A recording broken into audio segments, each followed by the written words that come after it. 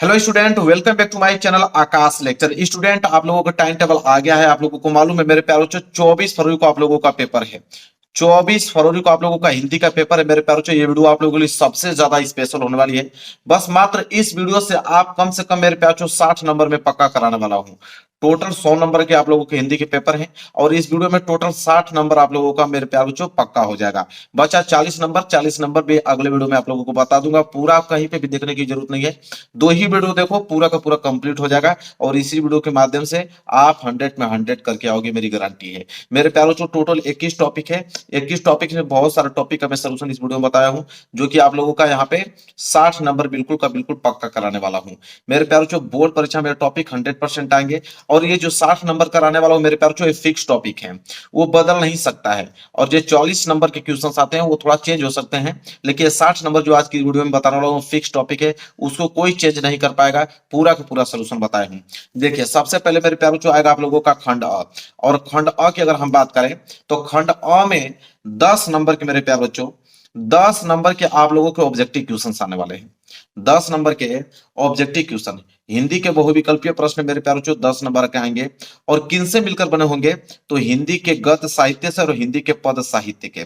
अभी मेरे प्यारों मैं आप लोगों को 35 क्वेश्चन बताने वाला हूं। 35 क्वेश्चन बताने वाला हूं, जो कि हिंदी गद्य साहित्य से होने वाले हैं और हिंदी पद साहित्य से होने वाले हैं। अगर 35 क्वेश्चन अगर आपने तैयार कर लिया तो ये 10 नंबर आप लोगों के क्या हो गए? फिक्स हो गए। तो 35 क्वेश्चन चलिए देख लेते हैं। 35 क्वेश्चन देखने के बाद फिर हम लोग आगे बढ़ेंगे। पहला प्रश्न यहाँ पे पूछा गया है आपसे कि मेरी असफलताएं किस विधा की रचना है। वेरी वेरी मोस्ट इंपोर्टेंट, जितना स्टार बनाना चाहोगे बना लेना, क्योंकि ये प्रश्न आपके एग्जाम में बनेंगे ही बनेंगे, उसको कोई रोक नहीं सकता है। तो मेरी असफलताएं किस विधा की रचना है? चार ऑप्शन दिया हुआ है: जीवनी साहित्य, कहानी, डायरी, आत्मकथा। तो मेरी असफलताएं किस विधा की रचना है? तो इसका राइट आंसर हो जाएगा आत्मकथा विधा की रचना है। किसकी है? आत्मकथा विधा की रचना है। और यहां से एक प्रश्न और बनेगा आपको, ठीक है, कि मेरी असफलताएं जो है उनको किसकी रचना है, ये भी पूछ सकता है कि मेरी असफलताएं किसकी रचना है, बताइए। तो मेरी असफलताएं किसकी रचना है, ये भी मैं लिख देता हूं यहाँ पे, नोट में लिख लेना कि बाबू गुलाब राय। ठीक है, एक प्रश्न यहां से और आपका तैयार हो गया और बनता ही है। ठीक है, बाबू गुलाब राय, इसको नोट कर लेना। जितना प्रश्न बताऊंगा पूरा का पूरा प्रश्न आपको याद होना चाहिए। तो एक तो प्रश्न ये हुआ कि मेरी असफलताएं किस विधा की रचना है? आत्मकथा विधा की रचना है। और मेरी असफलताएं किसकी रचना है? तो बाबू गुलाब राय की रचना है। तो यहां से दो प्रश्न आपके क्या हो जाएंगे? क्लियर हो गए। इसके बाद अगर हम बात करें, प्रश्न नंबर दूसरा कह रहा है कि हिंदी का प्रथम मौलिक उपन्यास कौन सा है? तो हिंदी का प्रथम मौलिक उपन्यास पूछा है। आप ऑप्शन देखिए: भाग्यवती, परीक्षा गुरु, कंकाल, इंदुमती। तो हिंदी का प्रथम मौलिक उपन्यास कौन सा है? तो परीक्षा गुरु। क्या है? परीक्षा गुरु। बहुत ज्यादा इंपॉर्टेंट है, आप डबल स्टार इस पे बना लीजिए, वेरी वेरी मोस्ट इंपॉर्टेंट है। तो यहाँ पे एक प्रश्न और यहाँ पूछ सकता है, ठीक है, कि ये जो परीक्षा गुरु है, तो परीक्षा गुरु के लेखक कौन है, इसको कौन लिखे हैं? ठीक है, तो परीक्षा गुरु को कौन लिखे हैं, यहां पे मैं लिख देता हूं, लिखिए लाला श्री निवास दास। जो मैं आपको प्रश्न बता रहा हूं, एक प्रश्न बाहर नहीं जाएगा, इतना डिटेल में आप लोगों को बता रहा हूं, एक प्रश्न बाहर नहीं जाएगा, कंप्लीट वीडियो है। 10 नंबर बिल्कुल आप लोगों का पक्का है इस वीडियो से। तो हिंदी का प्रथम मौलिक उपन्यास कौन सा है? परीक्षा गुरु। अगर ये पूछे कि परीक्षा गुरु के जो लेखक हैं, तो लाला श्री निवास दास जी हैं। यहां से आप लोगों को बिल्कुल क्लियर हुआ, कोई भी डाउट नहीं होना चाहिए। और एक आप लोगों का इंदुमती जो ऑप्शन दिया है, यहां से भी एक प्रश्न बनता है, मैं आपको बताना चाहूंगा। इंदुमती, इंदुमती क्या है? तो इंदुमती आपका प्रथम कहानी है। इंदुमती जो है वह प्रथम कहानी है। ये भी थोड़ा इस पे चर्चा कर लेते हैं, क्योंकि प्रश्न बनता है यहां से। तो इंदुमती अगर पूछे कि प्रथम कहानी क्या है, तो आप कहोगे इंदुमती। और एक प्रश्न यहां से एक चीज और बन जाता है कि इंदुमती के लेखक का नाम पूछता है कि इंदुमती के लेखक का नाम क्या है। तो मैं यहां लिख देता हूं, आप लिख लीजिए किशोरी लाल गोस्वामी। किशोरी लाल गोस्वामी। इतने प्रश्न मैं आप लोगों को बता रहा हूं, एक एक ऑप्शन पे आप लोगों को चर्चा कर रहा हूं, ताकि आप लोगों का एक भी प्रश्न क्या हो एग्जाम में छूटे ना, कहीं से भी पूछे सारा आंसर देके चले आओगे। इसका पीडीएफ आपको फ्री में मिल रहा है मेरे टेलीग्राम चैनल पे, जाके इसी वीडियो को डिस्क्रिप्शन में चले जाइए, ज्वाइन हो जाइए। तो समझ में आ गया आप लोगों को, हिंदी का प्रथम मौलिक उपन्यास कौन? परीक्षा गुरु। परीक्षा गुरु के लेखक लाला श्री निवास दास जी। ये ऑप्शन इंदुमती जो है, इंदुमती से कहानी बन जाता है कि इंदुमती प्रथम कहानी है और इसके जो लेखक है किशोरीलाल गोस्वामी। क्लियर हो गया? आगे देखते हैं। अगला प्रश्न देखिए क्या है, प्रश्न नंबर तीसरा। प्रश्न नंबर तीसरा है कि हिंदी प्रदीप के संपादक हैं। तो हिंदी प्रदीप के संपादक बालकृष्ण भट्ट, बद्रीनारायण चौधरी प्रेमघन, ठाकुर जगमोहन सिंह, राजा शिव प्रसाद। तो हिंदी प्रदीप के जो संपादक हैं वो आपके क्या हैं, बालकृष्ण भट्ट जी हैं। पहला वाला ऑप्शन जो है इसका हो जाएगा बिल्कुल राइट आंसर, बालकृष्ण भट्ट। आगे बढ़ेंगे और अगला प्रश्न देखिए, प्रश्न नंबर 4। प्रश्न नंबर 4 है, चिंतामणि किस विधा की रचना है? चिंतामणि किस विधा की रचना है? निबंध, डायरी, जीवनी, आत्मकथा। तो चिंतामणि किस विधा की रचना है? निबंध विधा की रचना है। पहला वाला ऑप्शन जो है बिल्कुल राइट आंसर हो जाएगा। यहां से और प्रश्न बनेंगे, अगर आपसे ये पूछ ले कि चिंतामणि के लेखक कौन है, तो आप उत्तर लिखेंगे आचार्य रामचंद्र शुक्ल। क्या लिखेंगे? आचार्य रामचंद्र शुक्ल। यहां से प्रश्न बनता है कि चिंतामणि के लेखक बताइए, तो आचार्य रामचंद्र शुक्ल। अब किस विधा की रचना है, तो आप कहोगे निबंध विधा की रचना है। ठीक है, क्लियर है, कोई डाउट आप लोगों को नहीं होना चाहिए। चलिए पूरे के पूरे प्रश्न को मैं डिफाइन कर रहा हूं कि एक प्रश्न आप लोगों के एग्जाम में न छूटे, क्योंकि पूरे में पूरे अंक लाने हैं आप लोगों को। चलिए आगे बात करते हैं, प्रश्न नंबर 5वां। देखिए प्रश्न नंबर 5वां क्या है कि आवारा मसीहा किसकी रचना है? Very very most important question मेरे प्यारे बच्चों, आप स्टार बना लो, बहुत ज्यादा इंपोर्टेंट है। आवारा मसीहा किसकी रचना है? कन्हैयालाल मिश्र प्रभाकर जी की, कि प्रभाकर मिश्र, कि विष्णु प्रभाकर जी, कि लक्ष्मी नारायण मिश्र जी। बहुत ज्यादा इंपोर्टेंट है। तो आवारा मसीहा किसकी रचना है? विष्णु प्रभाकर जी की है। आपको कभी जीवन में भूलना नहीं है इसको, क्योंकि आपके एग्जाम में पक्का 100% आपके एग्जाम में आने वाला है। तो आवारा मसीहा किसकी रचना है? विष्णु प्रभाकर जी की। आगे अगर हम बात करें प्रश्न नंबर 6, तो प्रश्न नंबर 6 है कि राष्ट्र का स्वरूप निबंध के लेखक कौन है? तो राष्ट्र का स्वरूप निबंध के लेखक डॉक्टर वसुदेव शरण अग्रवाल जी, आचार्य रामचंद्र शुक्ल जी, पंडित दीनदयाल उपाध्याय जी, डॉक्टर हजारी प्रसाद द्विवेदी जी। कौन सा राइट आंसर होगा? तो राष्ट्र का स्वरूप निबंध के लेखक कौन है? तो वो आपके हो जाएंगे डॉक्टर वासुदेव शरण अग्रवाल जी। पहला वाला ऑप्शन जो है वो बिल्कुल राइट आंसर हो जाएगा। ठीक है, यहां से आपको पूछ लेता है कि राष्ट्र का स्वरूप किस विधा की रचना है? तो यहाँ पर राष्ट्र का स्वरूप कैसा है? निबंध विधा। क्या है? निबंध। एक प्रश्न यहां से बनता है, पूछ लेता है कि राष्ट्र का स्वरूप किस विधा की रचना है, तो आप उत्तर देंगे निबंध विधा की रचना है। तो दो प्रश्न बन गए यहां से। चलिए आगे बात करते हैं, प्रश्न नंबर 7वां। एग्जामिनर कहां से पूछेगा, मैं पूरा डिटेल बता रहा हूं, कहीं से भी पूछेगा आप तुरंत उसका आंसर दे पाओगे। 7वां है कि निंदा रस निबंध के लेखक कौन है? निंदा रस निबंध के लेखक कौन है? हजारी प्रसाद द्विवेदी जी, मुंशी प्रेमचंद्र, हरिशंकर परसाई, कि यहाँ पे जैनेन्द्र कुमार। ठीक है, तो निंदा रस निबंध के रचनाकार जो हैं वो आपके हैं हरिशंकर परसाई जी, और ग वाला जो है बिल्कुल राइट आंसर हो जाएगा। क्या? हरिशंकर परसाई। एक प्रश्न और पूछ लेता है कि निंदा रस किस विधा की रचना है? तो निंदा रस किस विधा की रचना है, तो आप उत्तर देंगे निबंध विधा की रचना है। किस विधा की रचना है? निबंध विधा की। तो कहीं से भी क्वेश्चन घुमा के पूछे आप इसका आंसर बिल्कुल आराम से दे पाओगे। आगे बढ़ते हैं और अगला प्रश्न देखें, प्रश्न नंबर 8वां। प्रश्न नंबर 8वां बेहद इंपॉर्टेंट क्वेश्चन है कि हिंदी का प्रथम नाटक कौन है? तो हिंदी का प्रथम नाटक भारत दुर्दशा, कि नहुस, कि न आने वाला कल, कि चंद्रगुप्त। तो हिंदी का प्रथम नाटक कौन है मेरे प्यारे बच्चों? ये हो जाएगा नहुस। क्या हो जाएगा? Nahush. Very very most important है। यहां से 3 प्रश्न बनेंगे आपके एग्जाम में, मैं आपको बता देता हूं। यहां से तीनों प्रश्न नोट कर लो, अभी अभी तीनों प्रश्न नोट कर लो। पहला प्रश्न, दूसरा प्रश्न और तीसरा प्रश्न, 3 प्रश्न 100% बनेंगे। या तो आपसे पूछ ले प्रथम नाटक, क्या पूछ ले? प्रथम नाटक आपसे पूछ ले, या तो आपसे पूछ ले प्रथम उपन्यास, प्रथम उपन्यास पूछ ले, या तो आपसे एक प्रश्न और पूछ सकता है प्रथम कहानी।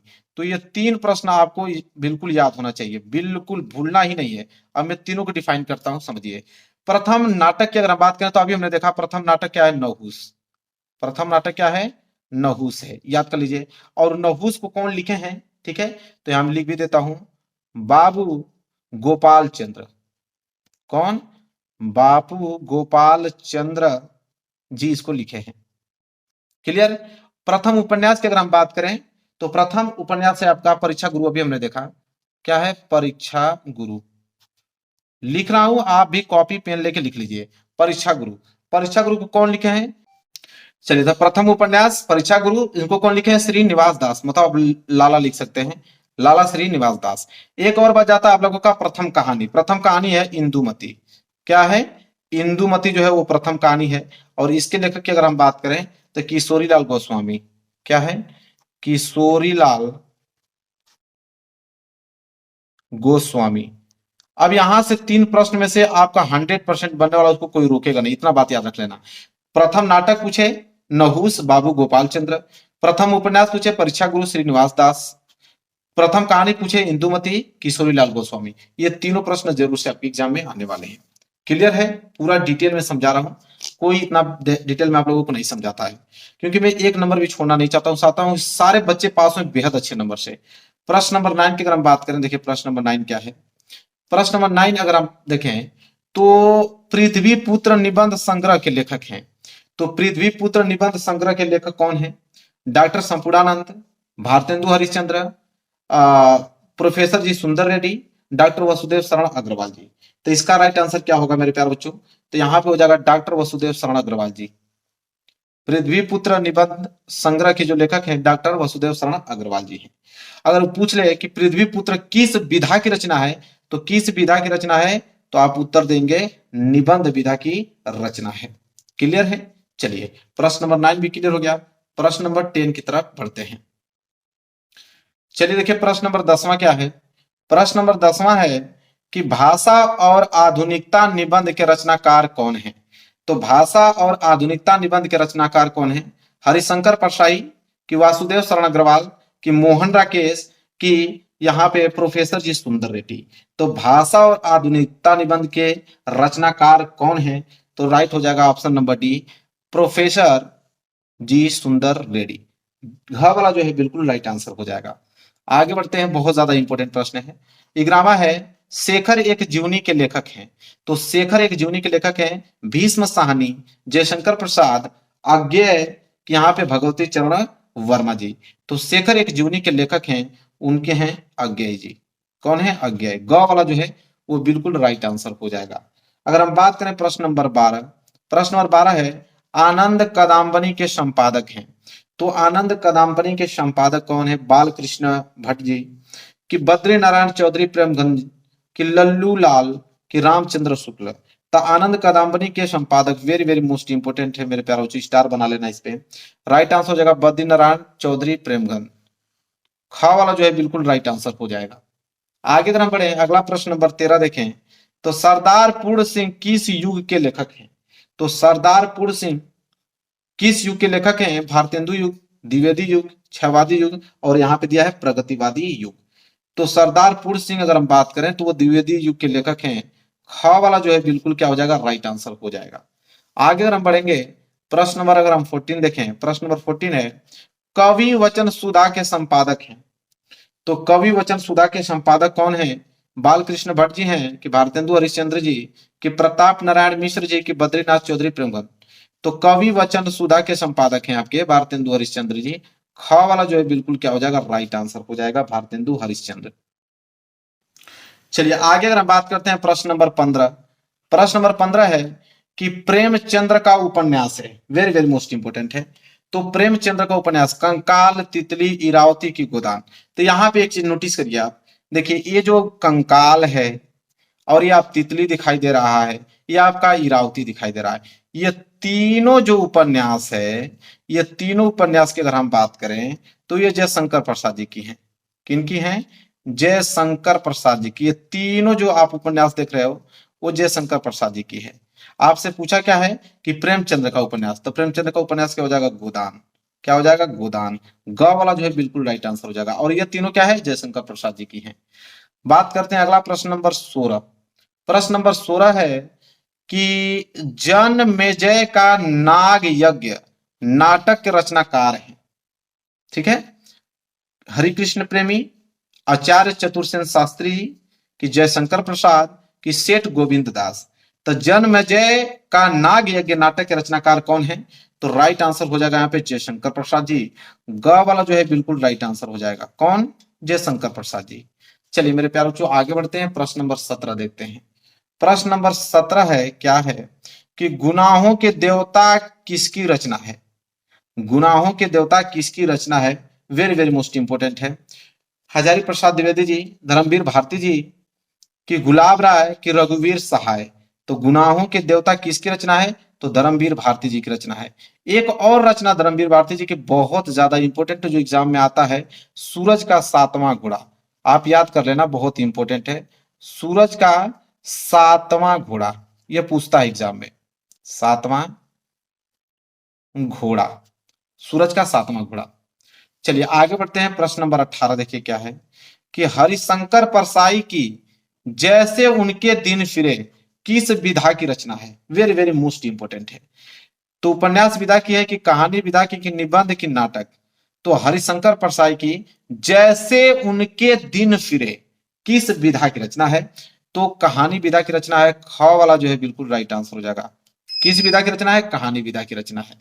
चलिए हम बात करते हैं अब यहां से हिंदी काव्य सहित। अब यहां से स्टार्ट करने वाले हम हिंदी काव्य सहित। अभी हमने प्रश्न किसका देखा? हिंदी गद्य साहित्य का। हमने प्रश्न यहाँ पे देखा हिंदी गद्य साहित्य का। अब हम देखने वाले हिंदी काव्य साहित्य का। अब यहां से प्रश्न स्टार्ट होता है। प्रश्न नंबर 19। प्रश्न नंबर 19 देखिए क्या है कि तार सप्तक प्रकाशन वर्ष है। वेरी वेरी मोस्ट इंपोर्टेंट प्रश्न है। तार सप्तक का प्रकाशन वर्ष पूछा है यहाँ पे। तो 1954, 1943, 1938 कि 1936? तो इसका राइट आंसर हो जाएगा ख। क्या हो जाएगा? 1943 हो जाएगा। तार सप्तक। तार सप्तक मतलब समझते हैं क्या होता है? चलिए मैं थोड़ा चर्चा कर लेता हूं इस पे। तार सप्तक क्या लिखा हुआ है? तार सप्तक। तार सप्तक मतलब होता है 7 कवियों का समूह। क्या होता है? 7 कवियों का समूह होता है तार सप्तक का मतलब। तार सप्तक, ठीक है। सप्तक मतलब 7 कवियों का समूह। यहां पे एक प्रश्न बन जाता है कभी कभी कि तार सप्तक की संख्या कितनी है? संख्या को लेकर प्रश्न बनता है। तो तार सप्तक की संख्या टोटल कितनी है? 3 है। ठीक है, 3 है।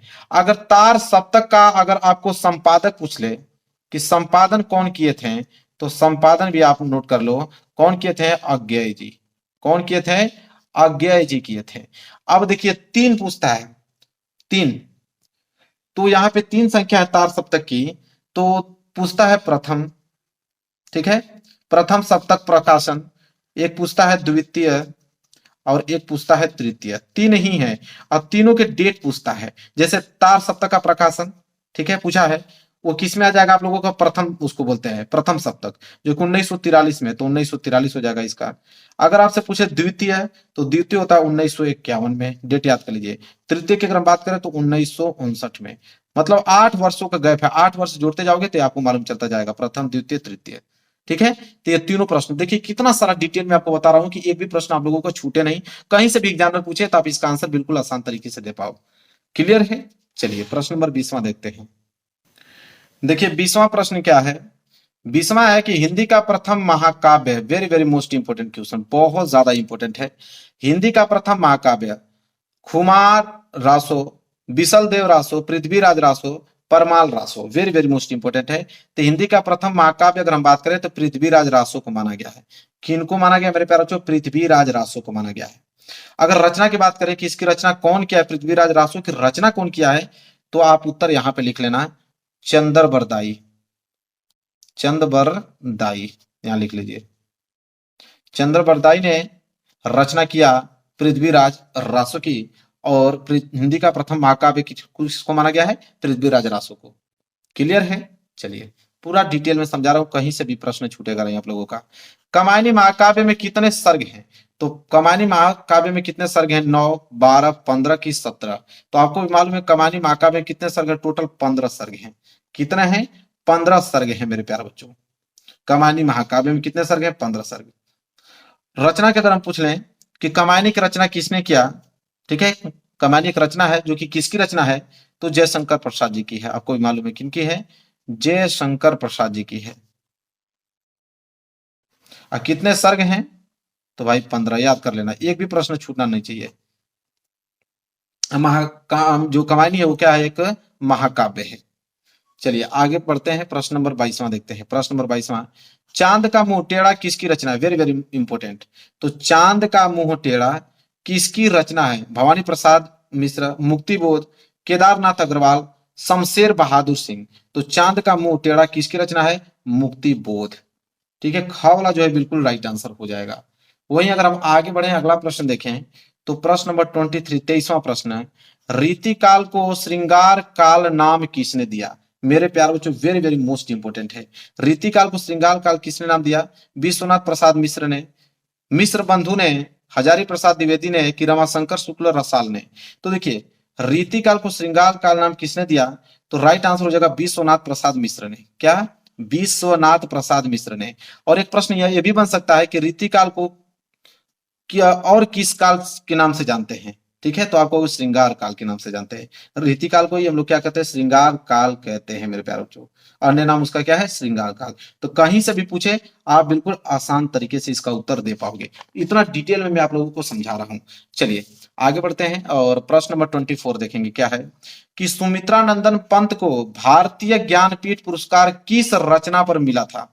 Very very most important. आप इस पे 4-5 स्टार बना लीजिए, पूरा डिटेल में समझाने वाला हूं। ठीक है, तो सुमित्रानंद पंत को भारतीय ज्ञान पीठ पुरस्कार किस रचना पे मिला? चिदम्बरा, कला और बूढ़ा चांद, लोकायतन की पल्लव। तो इसका राइट आंसर क्या हो जाएगा मेरे प्यारे बच्चों? चिदम्बरा। ठीक है, चिदम्बरा पर उनको मिला था भारतीय ज्ञान पीठ पुरस्कार मेरे प्यारे बच्चों। और कला और बूढ़ा चांद पे भी मिला था, लेकिन कला और बूढ़ा चांद पे ज्ञान पीठ पुरस्कार नहीं मिला था, उनको साहित्य अकादमी पुरस्कार मिला था। क्या मिला था? साहित्य अकादमी पुरस्कार मिला था। अकादमी पुरस्कार मिला था। ठीक है, अब मैं आप लोगों को पूरा ज्ञानपीठ पुरस्कार का पूरा डिटेल बता देता हूं। 4 लोगों का, अब तक 4 लोगों को ज्ञानपीठ पुरस्कार मिला, याद रख लेना। पहला पहला नोट करो, रामधारी सिंह दिनकर। जल्दी से आप नोट करो, एक भी प्रश्न छूटना नहीं चाहिए। रामधारी सिंह दिनकर जी, पहला आप नाम याद कीजिए, रामधारी सिंह दिनकर। तो रामधारी सिंह दिनकर जी को मिला किस रचना को मिला था? उनकी कौन सी रचना पे मिला था? तो उर्वशी। उर्वशी उनकी जो रचना है उसमें मिला था। दूसरा याद कीजिए, दूसरा है आपके सुमित्रानंद पंत जी, यही पंत जी। तो पंत जी पे अभी हमने बताया चिदम्बरा, चिदम्बरा। और तीसरा जो याद करना है आप लोगों को, तीसरा है आपके महादेवी वर्मा। क्या है? महादेवी वर्मा को भी ज्ञानपीठ पुरस्कार मिला था। और किस रचना पे उनको मिला था? तो यामा। उनकी रचना क्या है? महत्वपूर्ण यामा रचना पे मिला था उनको। और एक चौथा जो आप लोगों को याद करना है वह है अज्ञेय जी। कौन है? अज्ञेय जी। आपको मालूम होगा सच्चिदानंद हीरानंद वत्सयान अज्ञेय जी। तो अज्ञेय जी की कौन सी रचना पे मिला था? तो कितनी नावों, लिख लीजिए, कितनी नावों में कितनी बार, कितनी नावों में कितनी बार रचना पे उनको ज्ञानपीठ पुरस्कार मिला था। तो देखिए 4 बहुत ज्यादा इंपॉर्टेंट, इसमें 100% आपके एग्जाम में आने वाले हैं। ये चारों आपको क्या होने चाहिए? बिल्कुल मेरे प्यारों बच्चों याद होने चाहिए, भूलना नहीं है आप लोगों को, बिल्कुल क्या होने चाहिए? याद होने चाहिए। चलिए प्रश्न नंबर 24 भी यहाँ पे क्लियर हो गया। चलिए आगे बढ़ते हैं, अगला प्रश्न देखिए क्या है। अगला है 25 प्रश्न, कि आदिकाल को वीर गाथा काल नाम किसने दिया? तो आदिकाल को ही हम लोग वीरगाथा काल के नाम से भी जानते हैं। प्रश्न तो यहीं से बन गया। और किसने नाम दिया? हजारी प्रसाद द्विवेदी ने, कि डॉक्टर राम कुमार वर्मा ने, कि आचार्य रामचंद्र शुक्ल ने, कि यहाँ पे मिश्र बंधु ने। वेरी वेरी मोस्ट इंपोर्टेंट है।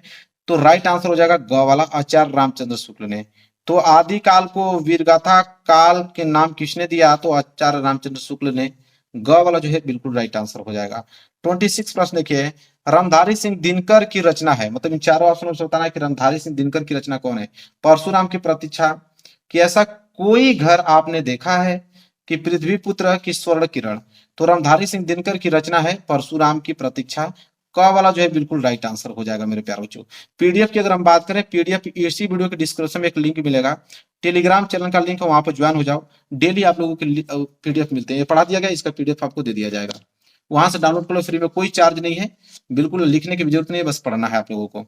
27 प्रश्न देखिए क्या है, निम्नलिखित में से किन्हें ज्ञानपीठ पुरस्कार नहीं मिला? तो मेरे प्यारे अभी हमने बताया आप लोगों को ज्ञानपीठ पुरस्कार के बारे में, तो देखिए अभी मैं दिखा देता हूँ, अभी आपको क्लियर हो जाएगा। रामधारी सिंह दिनकर को तो मिला, तो रामधारी सिंह दिनकर कहाँ? यहाँ दिख रहे हैं आप लोगों को, बिल्कुल, तो ये तो ऑप्शन होगा नहीं। पंत जी को भी मिला, पंत जी यहाँ पे भी हैं, महादेवी वर्मा। जयशंकर प्रसाद जी को नहीं मिला। तो देखिए अभी हमने डिटेल में पूरा आप लोग बताया था कि महादेवी वर्मा को मिला, ठीक है, रामधारी सिंह दिनकर को भी मिला, सुमित्रानंद पंत को भी मिला चिदम्बरा में, इनको यामा में, और रामधारी सिंह दिनकर को उर्वशी में मिला था उनकी रचना पे। जयशंकर प्रसाद जी को नहीं मिला, इसलिए क वाला जो है बिल्कुल राइट आंसर है। तो निम्नलिखित में से किन्हें ज्ञानपीठ पुरस्कार नहीं मिला? जयशंकर प्रसाद जी। तो डिटेल में पढ़ने का यही मतलब होता है कि एग्जाम में कहीं से भी पूछे तो आप बिल्कुल आसानी से उसका उत्तर दे पाओगे। चलिए बात करते हैं अगला 28। कह रहा है कि हरी घास पर क्षण भर किसकी रचना है? तो हरी घास पर क्षण भर किसकी रचना मेरे प्यारे बच्चों? भवानी प्रसाद मिश्र जी की, बालकृष्ण शर्मा नवीन जी की, कि अज्ञेय जी की, कि यहाँ पे नागा अर्जुन की। तो हरी घास पर क्षण भर किसकी रचना है? अज्ञेय जी की रचना है। ग वाला जो है बिल्कुल राइट आंसर हो जाएगा। चलिए आगे बढ़ते हैं, अगला प्रश्न देखते हैं, प्रश्न नंबर 29। प्रश्न नंबर 29 है, हिंदी साहित्य के आदि काल के लिए संधि चारण काल नाम दिया है। वेरी वेरी मोस्ट इंपोर्टेंट मेरे प्यारे बच्चों है। तो हिंदी साहित्य के आदि काल को संधि चारण काल, तो संधि चारण काल नाम किसने दिया? राहुल संकृत्यान ने, कि रामचंद्र शुक्ल ने, कि राम कुमार वर्मा ने, कि डॉक्टर नगेंद्र ने? Very very most important question है। तो यहाँ पे राइट आंसर हो जाएगा राम कुमार वर्मा ने। कौन दिया? तो राम कुमार वर्मा ने। ग वाला जो है बिल्कुल राइट आंसर हो जाएगा क्वेश्चन नंबर 29 का। चलिए आगे अगर हम बात करें तो प्रश्न नंबर 30वां देखिए क्या है, कि वैदेही वनवास के कवि का नाम है। तो वैदेही वनवास के कवि का नाम अयोध्या सिंह उपाध्याय हरिऔध, कि जयशंकर प्रसाद, कि सूर्यकांत त्रिपाठी निराला जी, कि Maithili Sharan Gupt. Very very most important question है। जो प्रश्न बता रहा हूं आज की वीडियो में अगर तैयार है तो 10 नंबर बिल्कुल पक्का, कोई रोक नहीं सकता है, ठीक है। तो इसका राइट आंसर हो जाएगा अयोध्या सिंह उपाध्याय हरिऔध। पहला वाला ऑप्शन जो है बिल्कुल राइट आंसर हो जाएगा। वैदेही वनवास के कवि का नाम क्या है? अयोध्या सिंह उपाध्याय हरिऔध जी। आगे बढ़ेंगे, प्रश्न नंबर 31 देखिए क्या है। प्रश्न नंबर 31, कबीर दास प्रमुख कवि हैं। तो कबीर दास प्रमुख कवि हैं निर्गुण काव्य धारा के, कि सगुण काव्य धारा के, कि प्रगतिवादी काव्य धारा के, कि प्रयोगवादी काव्य धारा के? मेरे प्यारे बच्चों तो सबको मालूम है कि निर्गुण काव्य धारा के, क्योंकि निर्गुण वगैरह करते हैं, प्रेम भावना के बारे में बात करते हैं कबीरदास जी, निर्गुण काव्य धारा के। आगे बढ़ते हैं, प्रश्न नंबर 32, कि मलिक मोहम्मद जायसी को किस धारा का कवि माना गया? वेरी वेरी मोस्ट इंपोर्टेंट मेरे प्यारों, जो आप ट्रिपल स्टार बना लो, बहुत इंपोर्टेंट है। मलिक मोहम्मद जायसी को किस धारा के कवि का नाम माना गया है? तो यहाँ ज्ञान मार्गी अथवा संत काव्य धारा का, कि राम मार्गी शाखा का, कि सूफी काव्य धारा का, कि यहाँ पे सगुण भक्ति धारा का? राइट आंसर हो जाएगा ग वाला, सूफी काव्य धारा। तो मलिक मोहम्मद जायसी को किस धारा का कवि माना गया है? तो सूफी काव्य धारा का। वेरी वेरी मोस्ट इंपोर्टेंट है, याद होना चाहिए, एक दो बार प्रैक्टिस करके ही जाना इसको। आगे बढ़ते हैं, प्रश्न नंबर 33। प्रश्न देखिए क्या है, तार सप्तक के प्रवर्तक संपादक हैं, ठीक है, बहुत ज्यादा इंपॉर्टेंट है। तो तार सप्तक के प्रवर्तक संपादक हैं अज्ञेय जी, कि धर्मवीर भारती जी, कि प्रयोग नारायण त्रिपाठी जी, कि यहाँ पे सुमन राज। इसका राइट आंसर हो जाएगा पहला वाला अज्ञेय जी। तार सप्तक के प्रवर्तक संपादक हैं अज्ञेय जी। क्लियर है, कोई डाउट नहीं होना चाहिए। अगला देखिए 34 प्रश्न क्या है। 34 प्रश्न है, कमायनी किस युग की रचना? अभी हमने कमायनी किसका देखा मैंने अभी, तो कमायनी जयशंकर प्रसाद जी की रचना है। तो किस युग के? तो जयशंकर प्रसाद क्षयवादी युग के कवि हैं, तो क्षयवादी युग के कवि हैं, इसलिए इनकी रचना भी क्षयवादी युग की हुई होगी, बात खत्म। तो कमायनी किस युग की रचना है? क्षयवादी युग की, क्योंकि कमायनी के जो रचनाकार हैं वो है आपके जयशंकर प्रसाद जी। कौन है? जयशंकर प्रसाद जी। जयशंकर प्रसाद किस युग के कवि हैं? तो क्षयवादी युग के कवि हैं। तो क्षयवादी युग के कवि हैं तो जाहिर सी बात है कि क्षयवादी युग ही होगा उनकी रचना। तो इतना ज्यादा सिंपल है। आगे अगर हम बढ़ेंगे तो महत्वपूर्ण पद्यांश आ गया, ठीक है, महत्वपूर्ण पद्यांश। और पद्यांश की अगर हम बात करें तो पद्यांश आपके एग्जाम में 10 मार्क्स के रहते हैं। 10 मार्क्स के आप लोगों के पद्यांश रहते हैं। 5 क्वेश्चन दिया रहता है, 2-2 नंबर के हिसाब से 10 नंबर मिलता है। कौन से चैप्टर्स आपको तैयार करके जाने हैं? 3 चैप्टर ज्यादा से ज्यादा तैयार करके जाना। पहला आप लोगों का राष्ट्र का स्वरूप, जिसके लेखक वासुदेव शरण अग्रवाल जी हैं, और दूसरा है अशोक के फूल, जिनके जो लेखक हैं डॉक्टर हजारी प्रसाद द्विवेदी जी, और तीसरा है भाषा और आधुनिकता, जिनके लेखक प्रोफेसर जी सुंदर रेड्डी जी हैं। अब आप लोगों को क्या करना है मेरे प्यारों बच्चों, कि ये 3 चैप्टरों को अच्छे से तैयार कर लेना है। और इन तीनों चैप्टरों के मेरे मेरे प्यारों बच्चों 10-10 मैंने यहाँ पे क्या लिया हुआ है, गद्यांश लिया हुआ है, ठीक है। 30 गद्यांश मैं आप लोगों को बताऊंगा अगले वीडियो में, क्योंकि गद्यांश और पद्यांश का स्पेशल वीडियो में बनाने वाला हूं। उसमें सिर्फ गद्यांश और पद्यांश ही रहेंगे और 20 नंबर क्लियर हो जाएगा। तो 3 चैप्टर अब मेरे प्यारों जो तैयार कर लेना, और 30 में आप लोगों को गद्यांश बताऊंगा, उसका पीडीएफ भी दे दूंगा, बस आप लोगों को पढ़ना होगा। तो यहाँ पे तीनों चैप्टर को ही क्लियर करना है। इसी तरह यहाँ पे महत्वपूर्ण पद्यांश है। महत्वपूर्ण पद्यांश भी आप लोगों के 10 मार्क्स के रहते हैं और 5 क्वेश्चन रहता है, 2-2 नंबर के हिसाब से 10 नंबर मिलता है। कौन से चैप्टर तैयार करके जाना है? तो देखो, पवन दूतिका, इसके जो है अयोध्या सिंह उपाध्याय हरिओ जी हैं। दूसरा केकई के अनुताप, इनके जो है वह है मैथिली शरण गुप्त जी, लेखक इसके। ठीक है, इसके बाद जो है वह है श्रद्धा मनु, इनके हैं जयशंकर प्रसाद जी। फिर गीत के हैं महादेव वर्मा जी और नौका विहार के हैं सुमित्रानंद पंत जी। यह 5 टॉपिक आप लोगों के तैयार करने हैं, मतलब 5 चैप्टर अगर आपको तैयार है तो समझ लो कि यहाँ पे क्लियर है मेरे प्यारे बच्चों। मैं यहाँ पे 5-5 लिया हूँ, 5-5 गद्यांश के हिसाब से 25 पद्यांश यहाँ बताने वाला हूँ आप लोगों को। तो 25 पद्यांश और 30 गद्यांश अगर आपको तैयार है, एक बार रिवाइज कर लोगे तो 20 नंबर आप लोगों के क्या हो जाएंगे, यहाँ पे क्लियर हो जाएंगे। मेरे प्यारे बच्चों, समझ में आ गया आप लोगों को? कोई डाउट नहीं होना चाहिए। यहां से आप लोगों के मार्क्स बिल्कुल क्या होंगे, क्लियर हो जाएंगे। आगे बढ़ेंगे, अगला देखिए, अगला टॉपिक है यहाँ पे लेखक का साहित्यिक परिचय। मेरे प्यारे बच्चों, ठीक है, तो लेखक का साहित्यिक परिचय जो कि 5 नंबर का आता है, और इधर आप लोगों का कवि का साहित्यिक परिचय जो कि 5 नंबर का आता है। और देखो, लेखक में वासुदेव शरण अग्रवाल जी, दूसरा है आचार्य हजारी प्रसाद द्विवेदी जी, तीसरा है प्रोफेसर जी सुंदर रेड्डी जी। यह लेखक के जीवन परिचय हैं। तो 3 लेखक के जीवन परिचय अगर आपको याद है तो 5 नंबर यहाँ पे क्लियर हो जाएंगे। मैं कुछ इस वीडियो में बताने वाला हूँ, कुछ लेखक के जीवन परिचय इस वीडियो में बताने वाला हूँ, देख लेना। और यह है कवि के साहित्यिक परिचय जो कि 5 नंबर के पूछे जाते हैं। अयोध्या सिंह उपाध्याय हरिओ जी, जयशंकर प्रसाद जी, रामधारी सिंह दिनकर, इन्हीं तीनों लोगों को याद करना है मेरे प्यारे बच्चों, इससे बाहर नहीं आएगा। कुछ मैं यहाँ पे इस वीडियो में कवि के भी जीवन परिचय आप लोगों को बता दूंगा, उसको तैयार कर लेना। आपके एग्जाम में साहित्यिक जीवन परिचय पूछता है और जीवन परिचय लिखने का बहुत तरीका होता है, लेकिन मैं सबसे सटीक और अच्छा तरीका बताने वाला हूं कि बोर्ड एग्जाम में साहित्यिक परिचय आप कैसे लिखोगे कि आपके पूरे के पूरे 5 में 5 नंबर आप लोगों को मिले, एक भी नंबर एग्जामिनर जो है वो काट ना पाए। लिखने का बिल्कुल सरल तरीका आप लोगों को बताने वाला हूं। तो वीडियो को लाइक कर देना, चैनल पर नए होगा तो चैनल को जरूर सब्सक्राइब कर लेना। और एक ऐसा जीवन परिचय में बताने वाला आप लोगों को महादेवी वर्मा का, क्योंकि ये हर साल आपके एग्जाम में आता है। ये टॉपिक जो है वो फिक्स होती है, ये टॉपिक फिक्स है कि आप लोगों का जीवन परिचय जरूर से जरूर महादेवी वर्मा का देगा ही देगा। बस लिखने का तरीका मालूम होना चाहिए कि कितना बेहतरीन से लिखें कि 5 में 5 नंबर मिले। बहुत सारे बच्चे लिखते हैं तो उनको 5 में 3 नंबर, कितने को 2 नंबर मिलता है। आखिरकार वो नंबर कहां से कटता है, जो कि गलती आप लोगों को नहीं करना, आपको पूरे के पूरे 5 में 5 नंबर लेकर आना है। ठीक है, सबसे पहले लिखना क्या है आप लोगों को, सबसे पहले जीवन परिचय जब भी आप लिख रहे हो तो आप अगर महादेवी वर्मा का लिख रहे हो तो आप हेडिंग डालो, प्रश्न उत्तर संख्या जो भी है डाल लो, इसके बाद साहित्यिक परिचय और यहाँ पे महादेवी वर्मा डालो, फिर नीचे हेडिंग साहित्यिक परिचय डालो। इसके बाद जो आप लोगों को हेडिंग डालना है वो डालना है संक्षिप्त परिचय। ये सबसे ज्यादा इंपॉर्टेंट है, एग्जामिनर इसी को देखता है। सबसे पहले एग्जामिनर आप लोगों को चेक करेगा तो संक्षिप्त परिचय को सबसे ज्यादा इंपॉर्टेंट है। बहुत सारे बच्चे क्या करते हैं, संक्षिप्त परिचय नहीं लिखते, वो डायरेक्ट जीवन परिचय हेडिंग डाल के लिखना चालू कर देते हैं। ऐसी गलती नहीं करना है। संक्षिप्त परिचय में क्या होता है कि सबसे पहले एक आप ग्राफ बनाओगे, उस ग्राफ में कुछ चीजें जो इंपॉर्टेंट है जो आपको लिखना ही पड़ेगा।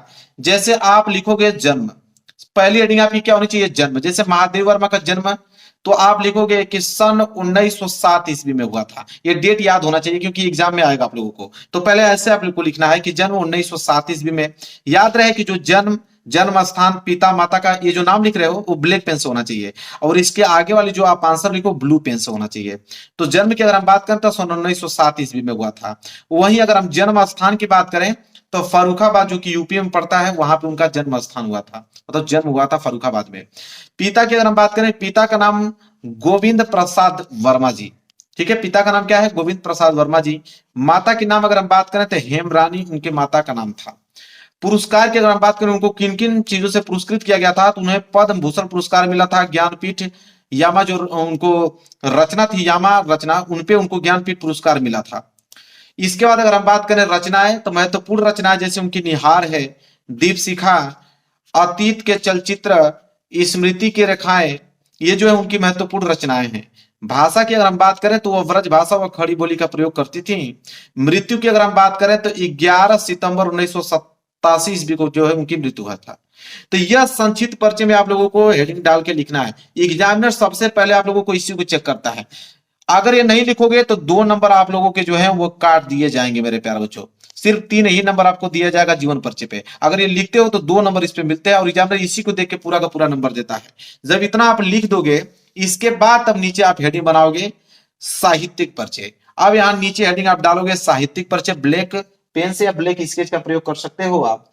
इसके बाद आपको लिखने का इसमें भी तरीका होना चाहिए कि आपको करना क्या है कि जो मेन मेन पॉइंट है उसको आपको हाईलाइटेड करते चलना है। जैसे महादेवी वर्मा का जन्म, अब देखिए जन्म जो है वो फर्रुखाबाद उत्तर प्रदेश में 1907 ईस्वी में हुआ था। अब यहाँ आपको जो एग्जामिनर कॉपी चेक करेगा आपका, वो सिर्फ इस चीजों को देखोगे, हाईलाइटेड चीजों को, कि महादेव वर्मा का जन्म कहाँ हुआ था, फर्रुखाबाद उत्तर प्रदेश में 1907 ईस्वी में हुआ था।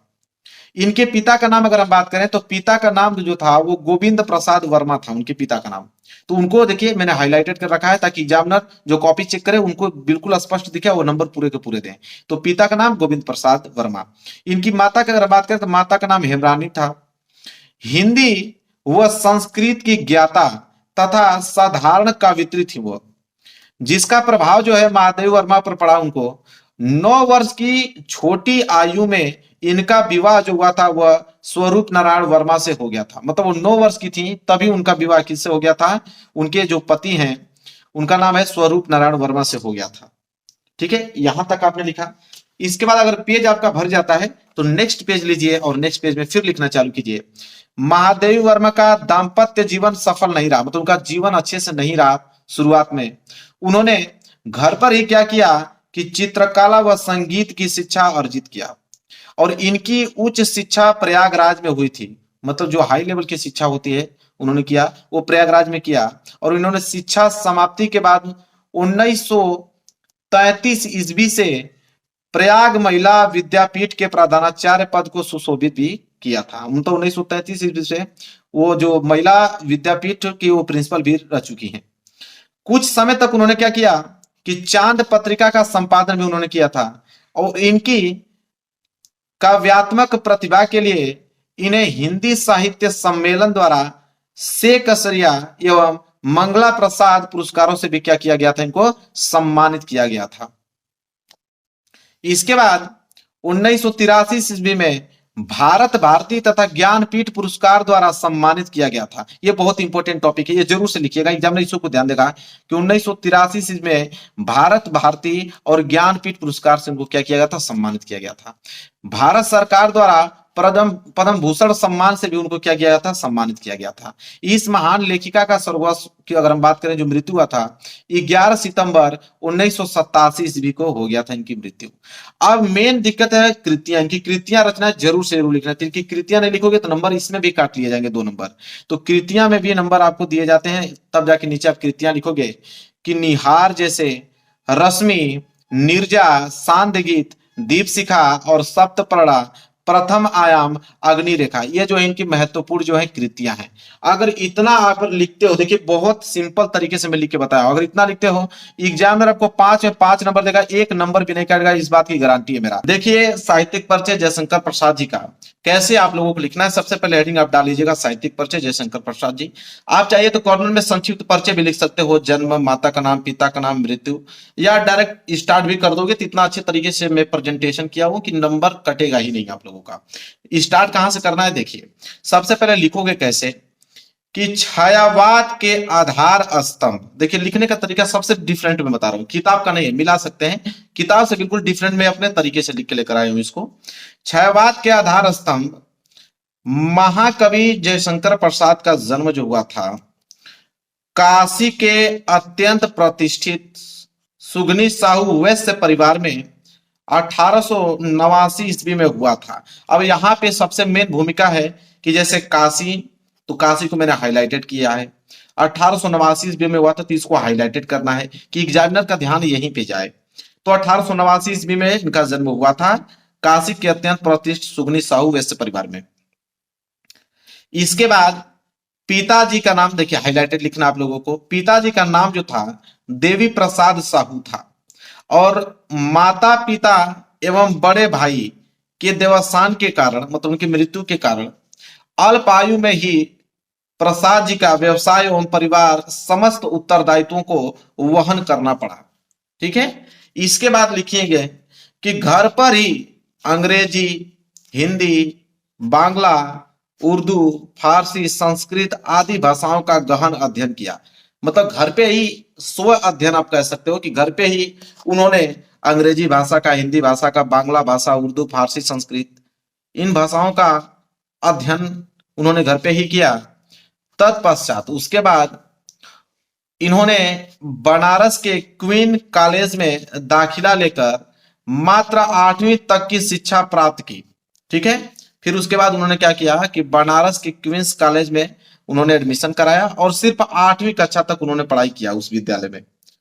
इसके बाद अपने उत्कृष्ट लेखन के लिए इन्हें अपनी रचना कामायनी पर मंगल प्रसाद पारितोषिक से सम्मानित किया गया। उन्होंने एक रचना लिखा कामायनी, और कामायनी रचना पे उन्हें मंगला प्रसाद पारितोषिक से सम्मानित किया गया था।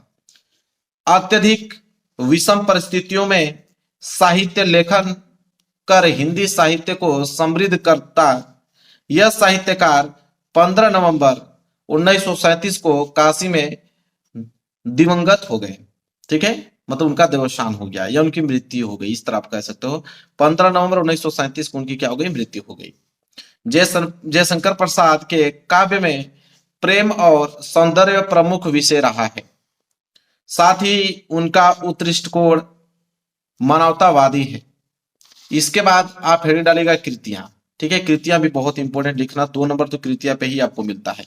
तो कृतियां कामायनी, झरना, आंसू, लहर, चंद्रगुप्त, स्कंदगुप्त और ध्रुव स्वामिनी और जन्मेजय का नागयज्ञ।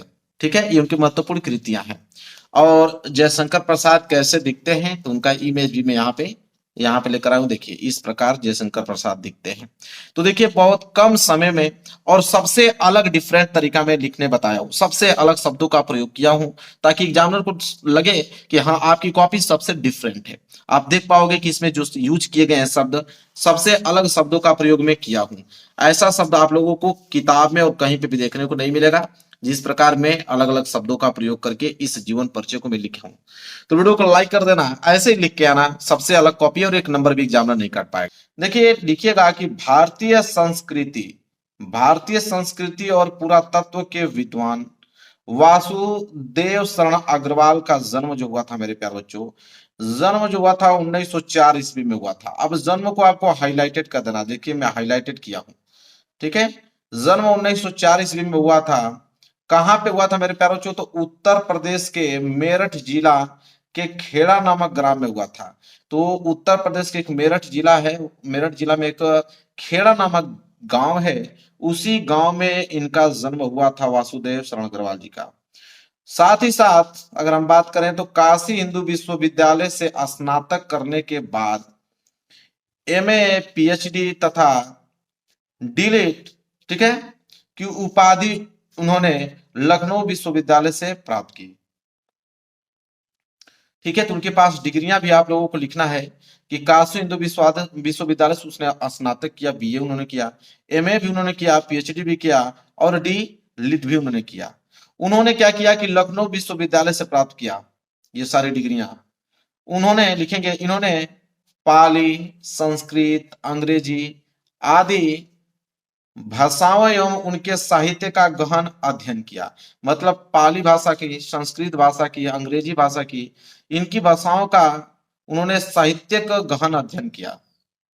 इसके बाद काशी हिंदू विश्वविद्यालय के भारतीय महाविद्यालय में पुरातत्व एवं प्राचीन इतिहास विभाग के अध्यक्ष रहे हैं। तो अध्यक्ष का भी उन्होंने काम किया है। ठीक है, काशी हिंदू विश्वविद्यालय के भारतीय महाविद्यालय में उन्होंने प्राचीन इतिहास विभाग के वो अध्यक्ष भी रह चुके हैं। वासुदेव शरण अग्रवाल दिल्ली के राष्ट्रीय संग्रहालय के भी अध्यक्ष रह चुके हैं। ठीक है, तो ये भी पॉइंट लिख दीजिएगा कि वासुदेव शरण अग्रवाल दिल्ली के राष्ट्रीय संग्रहालय के भी अध्यक्ष रहे हैं। हिंदी के इस महान विभूति का 1967 ईस्वी में क्या हो गया, स्वर्गवास हो गया मेरे प्यारे बच्चों। उनकी मृत्यु जो हुआ 1967 ईस्वी में मृत्यु हो गया। 1904 में उनका जन्म हुआ था। बात करें तो 63 वर्षों तक उन्होंने अपना जीवन काल बिताया। इसके बाद कृतियां भी बहुत ज्यादा इंपॉर्टेंट है। कृतियां पे नंबर 2 नंबर मिलते हैं कृतियां पे। कृतियां में लिखेंगे कि जायसी के पद्मावत की संजीवनी व्याख्या, बाण भट्ट के हर्ष चरित्र, का सांस्कृतिक अध्ययन, पृथ्वीपुत्र, कल्पलता, कला और संस्कृति, कल्पवृक्ष, भारत की एकता, माता भूमि, वागधरा आदि बहुत सारी कृतियां मैंने कहीं भी लिख दिया है, याद कीजिए जितना याद करना हो। ठीक है, बस कंप्लीट हो गया। और साथ ही साथ इनका इमेज भी मैं दिखा देता हूं कि वासुदेव सर अग्रवाल किस तरह दिखते हैं। तो ये है वासुदेव सर अग्रवाल। ठीक है, आप देख पा रहे हो इनको फिगर में। बस खत्म हो गया। तो इतना सिंपल कौन बताएगा, तो मुझे समझाने में पढ़ने में थोड़ा वक्त लगा है। बस लिखना होता पढ़ना होता तो 2 मिनट 1 मिनट भी नहीं लगा होता, खत्म हो गया होता। तो इतना सुंदर आप लोग कोई नहीं बताएगा, सिंपल तरीका लिख के आइए, एग्जाम में 5 नंबर फिक्स है आपके। चलिए मेरे प्यारों से वीडियो को लाइक कर देना, चैनल पर नए होगा तो चैनल को जरूर सब्सक्राइब कर लेना। इसके बाद आता है कहानी। कहानी या फिक्स टॉपिक है 5 नंबर का। तो 5 नंबर में 3 कहानी अगर आपको याद है, मैं एक स्पेशल वीडियो कहानी के लिए बनाऊंगा, सिर्फ उसमें अच्छे से समझा दूंगा। पंचलाइट, बहादुर, ध्रुव यात्रा, यह 3 अगर कहानी आपको याद है, तीनों में से कोई एक ही करना होता है, तो 5 नंबर यहाँ से क्या हो गया, बिल्कुल आप लोगों के पक्के हो जाएंगे। ठीक है, तो 3 कहानी बिल्कुल अच्छे से तैयार कर लेना है। इसी तरह एक टॉपिक आता है मेरे प्यारों चो, यहाँ पे खंड काव्य की बात करें। खंड काव्य एक टॉपिक आता है जो कि जिला वाइज आता है, ये भी फिक्स टॉपिक होता है।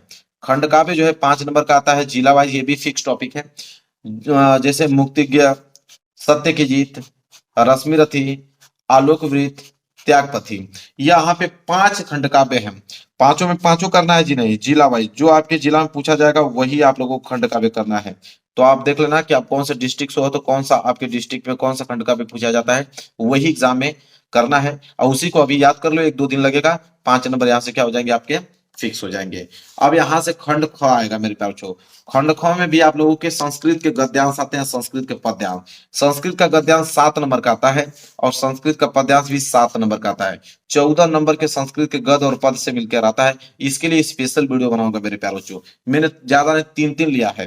देखिए पहला चैप्टर है संस्कृत भाषा एवं महत्व, इसके 3 मैंने गद्यांश लिया है। उसी तरह महामना मालवीय के भी मैंने 3 गद्यांश लिया हुआ है। पंचशील सिद्धांता के भी मैंने 3 गद्यांश लिया हुआ है। संस्कृत के अगर 9 गद्यांश अगर आप तैयार कर लोगे तो यहाँ 7 नंबर बिल्कुल क्या हो जाएंगे पक्का। मैं इसके लिए स्पेशल वीडियो बनाऊंगा, पीडीएफ भी दे दूंगा, आप लोगों को याद कर लेना। इसी तरह संस्कृत के पद्यांश कहिए उसको श्लोक कहिए, 2 ही चैप्टर हैं। ठीक है, संसुभाषित वाले और दूसरा है जातक कथा वाला। तो संसुभाषित रनानी जो चैप्टर है सबसे ज्यादा इंपॉर्टेंट है, एक आपका जातक कथा। तो इन्हीं दोनों चैप्टर को मैंने 3-3 लिया है। और यहाँ पे अगर 6 आप पद्यांश या श्लोक तैयार कर लेते हो तो ये 7 नंबर बिल्कुल क्या हो जाएंगे आपके पक्के हो जाएंगे। मैं इसका पूरा सोल्यूशन आप लोगों को बताऊंगा, एक स्पेशल वीडियो बनाने वाला हूँ। इसके बाद देखिए यहाँ पे आप लोगों के आ गए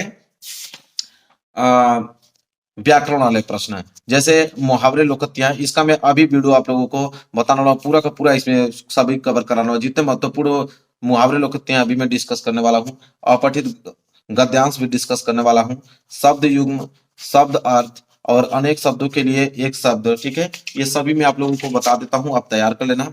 ठीक है, इसके बाद है आप लोगों का वाक्य संशोधन, रस भी बताने वाला हूँ, छंद भी बताने वाला हूँ, अलंकार भी। इन तीनों टॉपिक को मैं कवर कराने वाला हूँ। ठीक है, चलिए तो मेरे प्यारों चुप, ये पूरा जितना ग्रामर था पूरा आपने तैयार कर लिया। इसके बाद आता है मेरे प्यारों चुप पत्र लेखन। ठीक है, तो कौन सा इंपॉर्टेंट पत्र लेखन है मेरे प्यारों चुप, ये भी मैं आप लोगों को इसमें क्या किया कवर करा दिया। पत्र लेखन भी यहाँ पे क्लियर हो गया। जो हिंदी का खंड ख आता है जो 50 नंबर के लिए पूछा जाता है, अगर उसमें से 2 टॉपिक अगर मैं निकाल देता हूं, संस्कृत का गद और संस्कृत का पद, अगर 14 नंबर अगर मैं यहां से आपका माइनस कर देता हूं, तब बचा टोटल 36 नंबर। तो 36 नंबर आज की इस वीडियो में मैं आप लोगों को बिल्कुल क्लियर कराने वाला हूं। और आपको मालूम है कि हिंदी व्याकरण के जो 36 नंबर होते हैं मेरे प्यारे बच्चों, ये आपके फिक्स टॉपिक होते हैं। तो पूरा का पूरा इस वीडियो में मैं आप लोगों को 36 नंबर बिल्कुल पक्का कराने वाला हूं। इसके बाद कोई भी वीडियो देखने की जरूरत नहीं है आप लोगों को हिंदी की।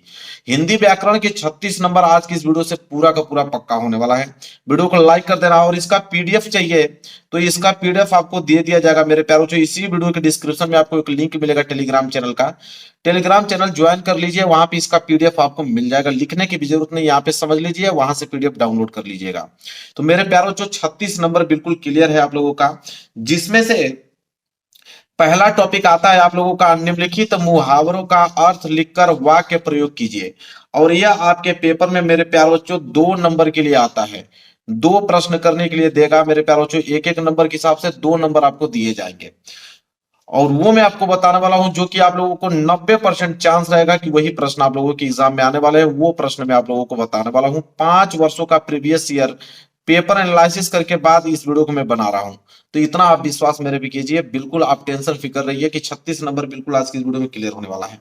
मेरे प्यारे बच्चों, देखिए पहला जो है मुहावरा वो है आप लोगों का कि अपने पैरों पर खड़ा होना। वेरी वेरी मोस्ट इंपोर्टेंट है, हर साल आता है एग्जाम में देखोगे तो। अपने पैरों पर खड़ा होना, तो इसका अर्थ होता है मेरे प्यारे बच्चों, इसका अर्थ और वाक्य प्रयोग दोनों लिखना होता है एग्जाम में। तो अपने पैरों पर खड़ा होना का अर्थ होता है मेरे प्यारे बच्चों स्वावलंबी। स्वावलंबी मतलब कि आत्मनिर्भर होना। अपने पैरों पर खड़ा होने का मतलब होता है कि आत्मनिर्भर होना, अपने आप पे विश्वास करना। ठीक है। और इसका अगर वाक्य प्रयोग की अगर हम बात करें तो वाक्य प्रयोग में आपको लिखना पड़ेगा कि लड़कों की शादी तब तक नहीं करना चाहिए जब तक वो अपने पैरों पर खड़ा ना हो जाए। जब तक वो अपने पैरों पर खड़ा नहीं हो जाए तब तक लड़कों की शादी नहीं करना चाहिए। ठीक है। यह वाक्य प्रयोग आप लिख सकते हो या अदर एग्जाम्पल भी अपना लिख सकते हो, उसमें कोई डाउट नहीं है।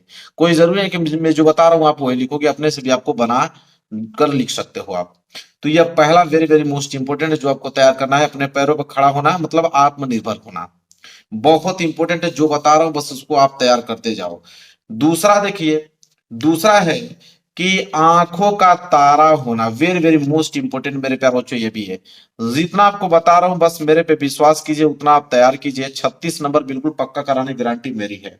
तो आंखों का तारा होना, इसका मतलब होता है मेरे प्यारे बच्चों अत्यधिक प्रेम। ठीक है। आंखों का तारा होना होता है अत्यधिक प्रेम। अगर इसमें अगर हम वाक्य प्रयोग की अगर हम बात करें तो वाक्य प्रयोग आप लिखिएगा कि रमेश अपने माता पिता के लिए आंखों का तारा है। किसी माँ बाप के लड़के अगर एक होंगे तो आप देखिएगा उस एक लड़के को बहुत ही ज्यादा माता पिता केयर करते हैं, बहुत ज्यादा मानते हैं और कहते हैं कि नहीं ये तो मेरे आंखों का क्या है तारा है। मतलब रमेश अपने माता पिता की आंखों का तारा है, मतलब उससे माता पिता बहुत ही ज्यादा प्रेम करते हैं। ठीक है। तो ये वेरी वेरी मोस्ट इंपोर्टेंट जो तैयार करना आपको। इसके बाद अगर हम बात करें तीसरा, तो तीसरा सबसे ज्यादा इंपॉर्टेंट है ऊंची दुकान फीका पकवान। ये भी बहुत ज्यादा इंपॉर्टेंट है। ऊंची दुकान फीका पकवान, इसका मतलब क्या होता है? अगर इसके अर्थ की अगर हम बात करें तो अर्थ होता है बाहरी दिखावा। बाहरी दिखावा इसका अर्थ होता है ऊंची दुकान फीका पकवान। इसका अगर हम वाक्य प्रयोग की अगर हम बात करें तो वाक्य प्रयोग आप लिखिएगा कि मैंने मोहन के बारे में बहुत सुना था लेकिन उसे देखकर यही कहना पड़ा कि ऊंची दुकान फीका पकवान। मतलब कि बस बाहरी दिखावा करता है। मोहन जो है, मोहन के बारे में बहुत सुना था कि मोहन पढ़ने में बहुत इंटेलिजेंट है, बहुत अच्छा है, लेकिन उसे जब देखा मैंने तो देखने के बाद ऐसा कुछ नहीं लगा कि उसके पास कोई टैलेंट नाम की चीज है या बात करने का कोई तमीज है, चाहे जो भी चीज उसमें कमी है। तो मोहन के बारे में जितना सुना था लेकिन उसे देखकर यही कहना पड़ा कि ऊंची दुकान फीका पकवान। मतलब बाहरी दिखावा वो करता है, अंदर से वैसा है नहीं। ठीक है। चलिए आगे बात करते हैं, चौथा देख लीजिए। चौथा जो आपको तैयार करना है ये भी बहुत इंपॉर्टेंट है। आंख के अंधे नाम नयन सुखी, ये भी बहुत ज्यादा इंपॉर्टेंट है। देखोगे तो कहीं ना कहीं हर एक सेट में घुमाकर इसको जरूर से जरूर दे देगा कि आंख के अंधे नाम नयन सुखी। इसका अर्थ की अगर हम बात करें तो इसका अर्थ होता है कि नाम के विपरीत काम, जैसा नाम है वैसा काम आपका नहीं है। वाक्य प्रयोग से आपको स्पष्ट समझ में आ जाएगा कि देखिए उसका नाम हरिश्चंद्र है लेकिन वह हमेशा झूठ बोलता है। क्योंकि भाई हरिश्चंद्र जो है वो सत्यवादी हरिश्चंद्र थे जो कभी झूठ नहीं बोलते थे। लेकिन यहाँ पे क्या है कि उसका नाम तो हरिश्चंद्र है लेकिन वह हमेशा क्या करता है, झूठ बोलता है। मतलब नाम के विपरीत काम, जैसा नाम वैसा काम तो करेगा नहीं, हमेशा उल्टा काम। ठीक है। तो वही होता है आंख के अंधे नाम नयन सुख, बहुत इंपॉर्टेंट है। आगे बढ़ेंगे मेरे प्यार बच्चों, और अगला जो आपको याद करना है पांचवा। पांचवा है कि कहाँ राजा भोग कहाँ गंगू तेली। ये भी बहुत ज्यादा important, very very most IMP है ये भी, कि कहाँ राजा भोग कहाँ गंगू तेली। अगर इसके अर्थ की अगर हम बात करें तो अर्थ हो जाएगा कि विपरीत गुणों में तुलना कैसी। मतलब विपरीत गुणों में तुलना कैसी होगी, कहाँ राजा भोग कहाँ गंगू तेली। आपको वाक्य प्रयोग से और स्पष्ट हो जाएगा। देखिए वाक्य प्रयोग में क्या लिखोगे, वाक्य प्रयोग में लिखिएगा कि एक गरीब और करोड़पति इंसान के बीच कैसा संबंध। इनको देखकर बस यही याद आता है कि कहाँ राजा भोग और कहाँ गंगू तेली। जाहिर सी बात है कि अब गरीब की तुलना आप करोड़पति से नहीं कर पाओगे। अब कहाँ गरीब है भाई और कहाँ आदमी करोड़पति है, तो इनके बीच, इनके संबंध के बीच कैसे आप तुलना कर पाओगे। तो उनको देखकर यही ना कहोगे कि कहाँ राजा भोग कहाँ गंगू तेली। ठीक है, चलिए आगे बात करते हैं क्वेश्चन नंबर 6। ठीक है, 6 जो याद करना है वो है आपका कि मुंह में राम बगल में छुरी। ये भी बहुत ज्यादा इंपॉर्टेंट है, हर साल आपको देखने के ये भी मिलता है कि मुंह में राम बगल में छुरी। इसका क्या अर्थ होता है मेरे प्यारे बच्चों? अर्थ इसका ये होता है कि मुंह में कुछ और मन में कुछ और है। मतलब मुंह में तो कुछ और रहेगा लेकिन मन में कुछ और रहेगा। वाक्य प्रयोग से बिल्कुल स्पष्ट हो जाएगा जब मैं वाक्य प्रयोग इसका बताऊंगा। तो वाक्य प्रयोग है कि आजकल हमारे आसपास कुछ ऐसे मित्र रहने लगे हैं जिन पर भरोसा करना मुश्किल है, क्योंकि वे मुंह पे राम बगल में छुरी वाले सिद्धांत पर चलते हैं। मतलब आपके साथ साथ रहेंगे, आपके मुंह पे अच्छा बनेंगे, लेकिन आपके जब पीठ पीछे जाएंगे तो आपकी बुराइयां चाहेंगे, आपका हमेशा नुकसान चाहेंगे। ठीक है, तो मुंह में कुछ तो और है, मन में उनके कुछ और है आपके प्रति। तो इस वाक्य प्रयोग से आप बिल्कुल इस मुहावरे को दर्शा सकते हो। बिल्कुल क्लियर है मेरे प्यारों? जो अच्छा अच्छा एग्जाम्पल लिया हूं ताकि आपको याद भी हो जाए। और ये प्रश्न तो इतने इंपॉर्टेंट हैं कि इनके चांसेस पूरे के पूरे हैं पेपर में आने के, क्योंकि हर साल आता है तो इस बार भी चांसेस हैं। इसके बाद 7वां है कि उल्टा चोर कोतवाल को डांटे। ये भी बहुत ज्यादा इंपॉर्टेंट है, बहुत पॉपुलर मुहावरा है मेरे प्यारे बच्चों। उल्टा चोर कोतवाल को डांटे, इसका अर्थ की अगर हम बात करें तो अर्थ इसका यह कहता है कि अपनी गलती न मानकर सामने वाले को दोष देना। मतलब उनकी ही गलती होता है लेकिन वो अपनी गलती मानते नहीं है, किसी दूसरे पर आरोप लगा देते हैं। जैसे वाक्य प्रयोग की अगर हम बात करें तो आप वाक्य प्रयोग इस तरह दर्शा सकते हो कि जब मोहन को परीक्षा में कम अंक आए तो उसने क्या किया कि अपने शिक्षक पर दोष दिया कि वो अच्छे से पढ़ाई नहीं करवाती हैं।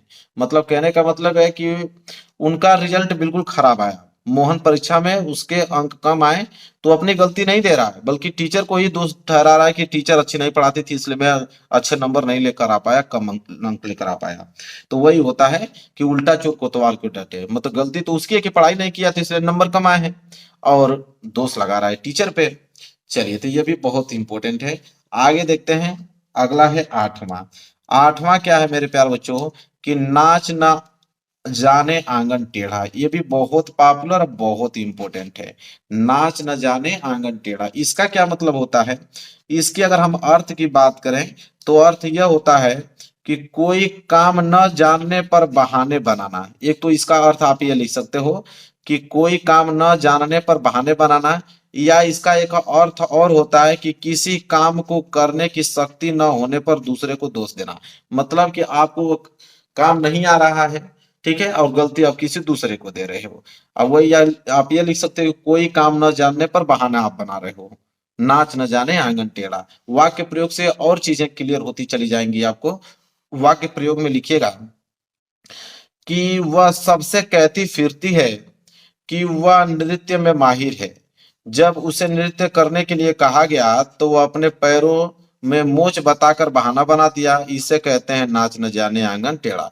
कहने का मतलब है कि वह सबसे कहती फिरती कि मुझे बहुत अच्छा नृत्य आता है, मैं डांस जो है बहुत अच्छे से कर लेती हूँ, पूरा शोर कर रखी है। लेकिन जब डांस करने की बारी आई, लोगों ने कहा डांस करो, तो वह कह रही है कि मेरे पैरों में मोच आ गया इसलिए मैं डांस नहीं कर पाऊंगा। तो बहाना बना रही है, डांस तो करने आता नहीं है लेकिन बहाना बना रही है। तो इसे कहते हैं नाच न जाने आंगन टेढ़ा। तो वाक्य प्रयोग से बिल्कुल क्लियर हो गया होगा। तो 8 हमने बताया मुहावरे। 8 अगर तैयार है तो 2 नंबर बिल्कुल क्लियर है, इसी में से आने वाला है, क्योंकि ऐसे पॉपुलर है जो 100% गारंटी देता है कि आने वाले हैं, क्योंकि हर साल आता है तो भाई इस बार भी आने के चांसेस पूरे के पूरे हैं। क्लियर है यहां से? चलिए अगला टॉपिक देखते हैं। चलिए अगला टॉपिक जो है मेरे प्यार बच्चों कि दिए गए अपठित गद्यांश के आधार पर निम्नलिखित प्रश्नों के उत्तर दीजिए। देखिए मेरे प्यार बच्चों, अपठित गद्यांश आपके एग्जाम में आता है 5 नंबर के लिए। कितने नंबर के लिए? 5 नंबर के लिए।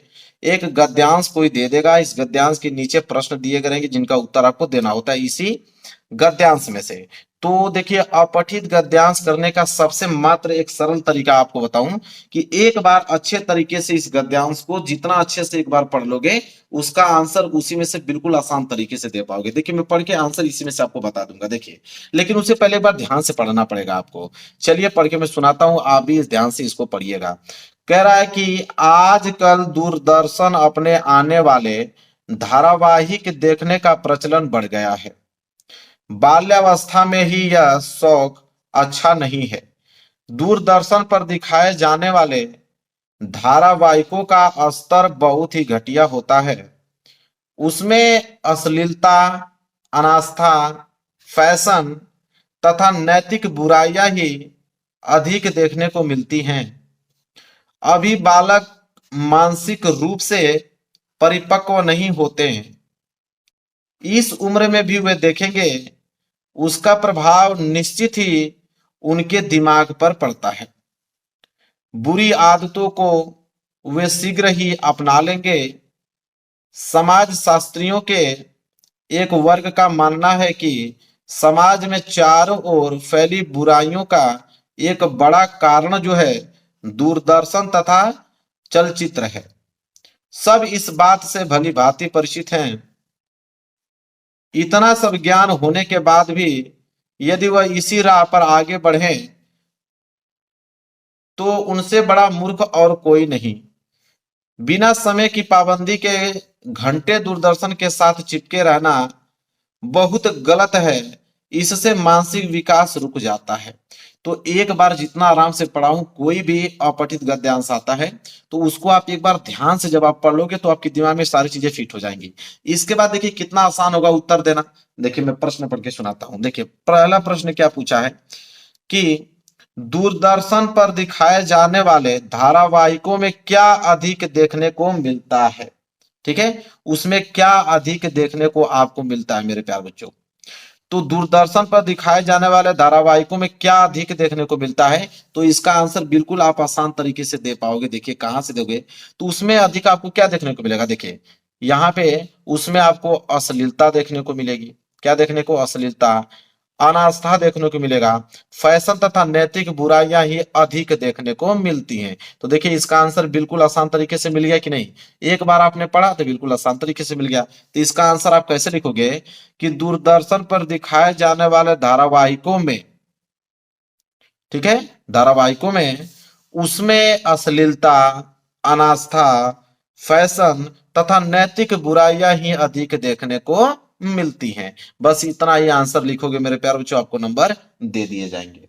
बिल्कुल क्लियर, कोई डाउट आप लोगों को नहीं होना चाहिए। इसी तरह देखिए दूसरा प्रश्न क्या है। दूसरा प्रश्न का आंसर भी बिल्कुल आप सेकेंडों में दे पाओगे कि दूरदर्शन की दुष्प्रभाव बच्चों पर अधिक क्यों पड़ता है। ठीक है, मतलब दूरदर्शन का दुष्प्रभाव की अगर बात करें बच्चों पर अधिक क्यों पड़ता है, क्या कारण है कि बच्चों पे अधिक पड़ता है। ठीक है, इसका आंसर आप कैसे लिखोगे, तो इसका आंसर आप लिखोगे मेरे प्यारों इसी में से कि बिना समय, अब आप ही बताइए कि दूरदर्शन का दुष्प्रभाव बच्चों पर अधिक इसलिए पड़ रहा है कि बिना समय की पाबंदी के घंटे दूरदर्शन के साथ चिपके रहना बिल्कुल गलत है। इससे मानसिक विकास रुक जाता है। मेरे प्यारे बच्चों, अगर कोई टाइमिंग अगर फिक्स रहता कि आधा घंटा चलो इंस्टाग्राम चला दे रहे हैं, चाहे 10 मिनट चला रहे हैं, तो उससे कोई प्रभाव नहीं पड़ता। लेकिन घंटे घंटे भर, रातों रात भर अगर आप सोशल मीडिया से जुड़े रहोगे, देखते रहोगे, तो भाई बच्चों पर दुष्प्रभाव तो पड़ेगा ही पड़ेगा। तो आप आंसर लिखिएगा कि दूरदर्शन का दुष्प्रभाव बच्चों पर अधिक इसलिए पड़ता है क्योंकि बिना समय की पाबंदी के घंटे दूरदर्शन के साथ चिपके रहना बिल्कुल गलत बात है और इससे मानसिक विकास रुक जाता है। ठीक है, बस इतना ही आंसर आपको लिखना है। कंप्लीट हो गया, नंबर दे दिए जाएंगे आपको मेरे प्यारे बच्चों। चलिए तीसरा देख लीजिए। तीसरा क्या है, दूरदर्शन के व्यसन से क्यों बचना चाहिए। व्यसन मतलब मेरे प्यारे बच्चों होता है लत। क्या होता है, लत। मतलब दूरदर्शन के लत से क्यों बचना चाहिए हमें। ठीक है, तो इसलिए बचना चाहिए दूरदर्शन के लत से हमें। इसका कारण यह है मेरे प्यारे बच्चों, इसका कारण यह है कि उसका जो प्रभाव होता है, उसका प्रभाव निश्चय ही उनके दिमाग पर पड़ता है। ठीक है, और बुरी आदतों को वे शीघ्र ही अपना लेंगे मेरे प्यारे बच्चों। बस इतना ही आंसर लिखना है कि दूरदर्शन के लत से इसलिए हमें बचना चाहिए कि उसका प्रभाव 100% बता रहा हूं कि निश्चित ही उनके दिमाग पर पड़ता है और बुरी आदतों को वे शीघ्र ही अपना लेंगे। उनको खुद नहीं मालूम चलेगा कि वो गलत काम कर रहे हैं या सही काम कर रहे हैं। ठीक है, इतना बुरी लत लग जाती है।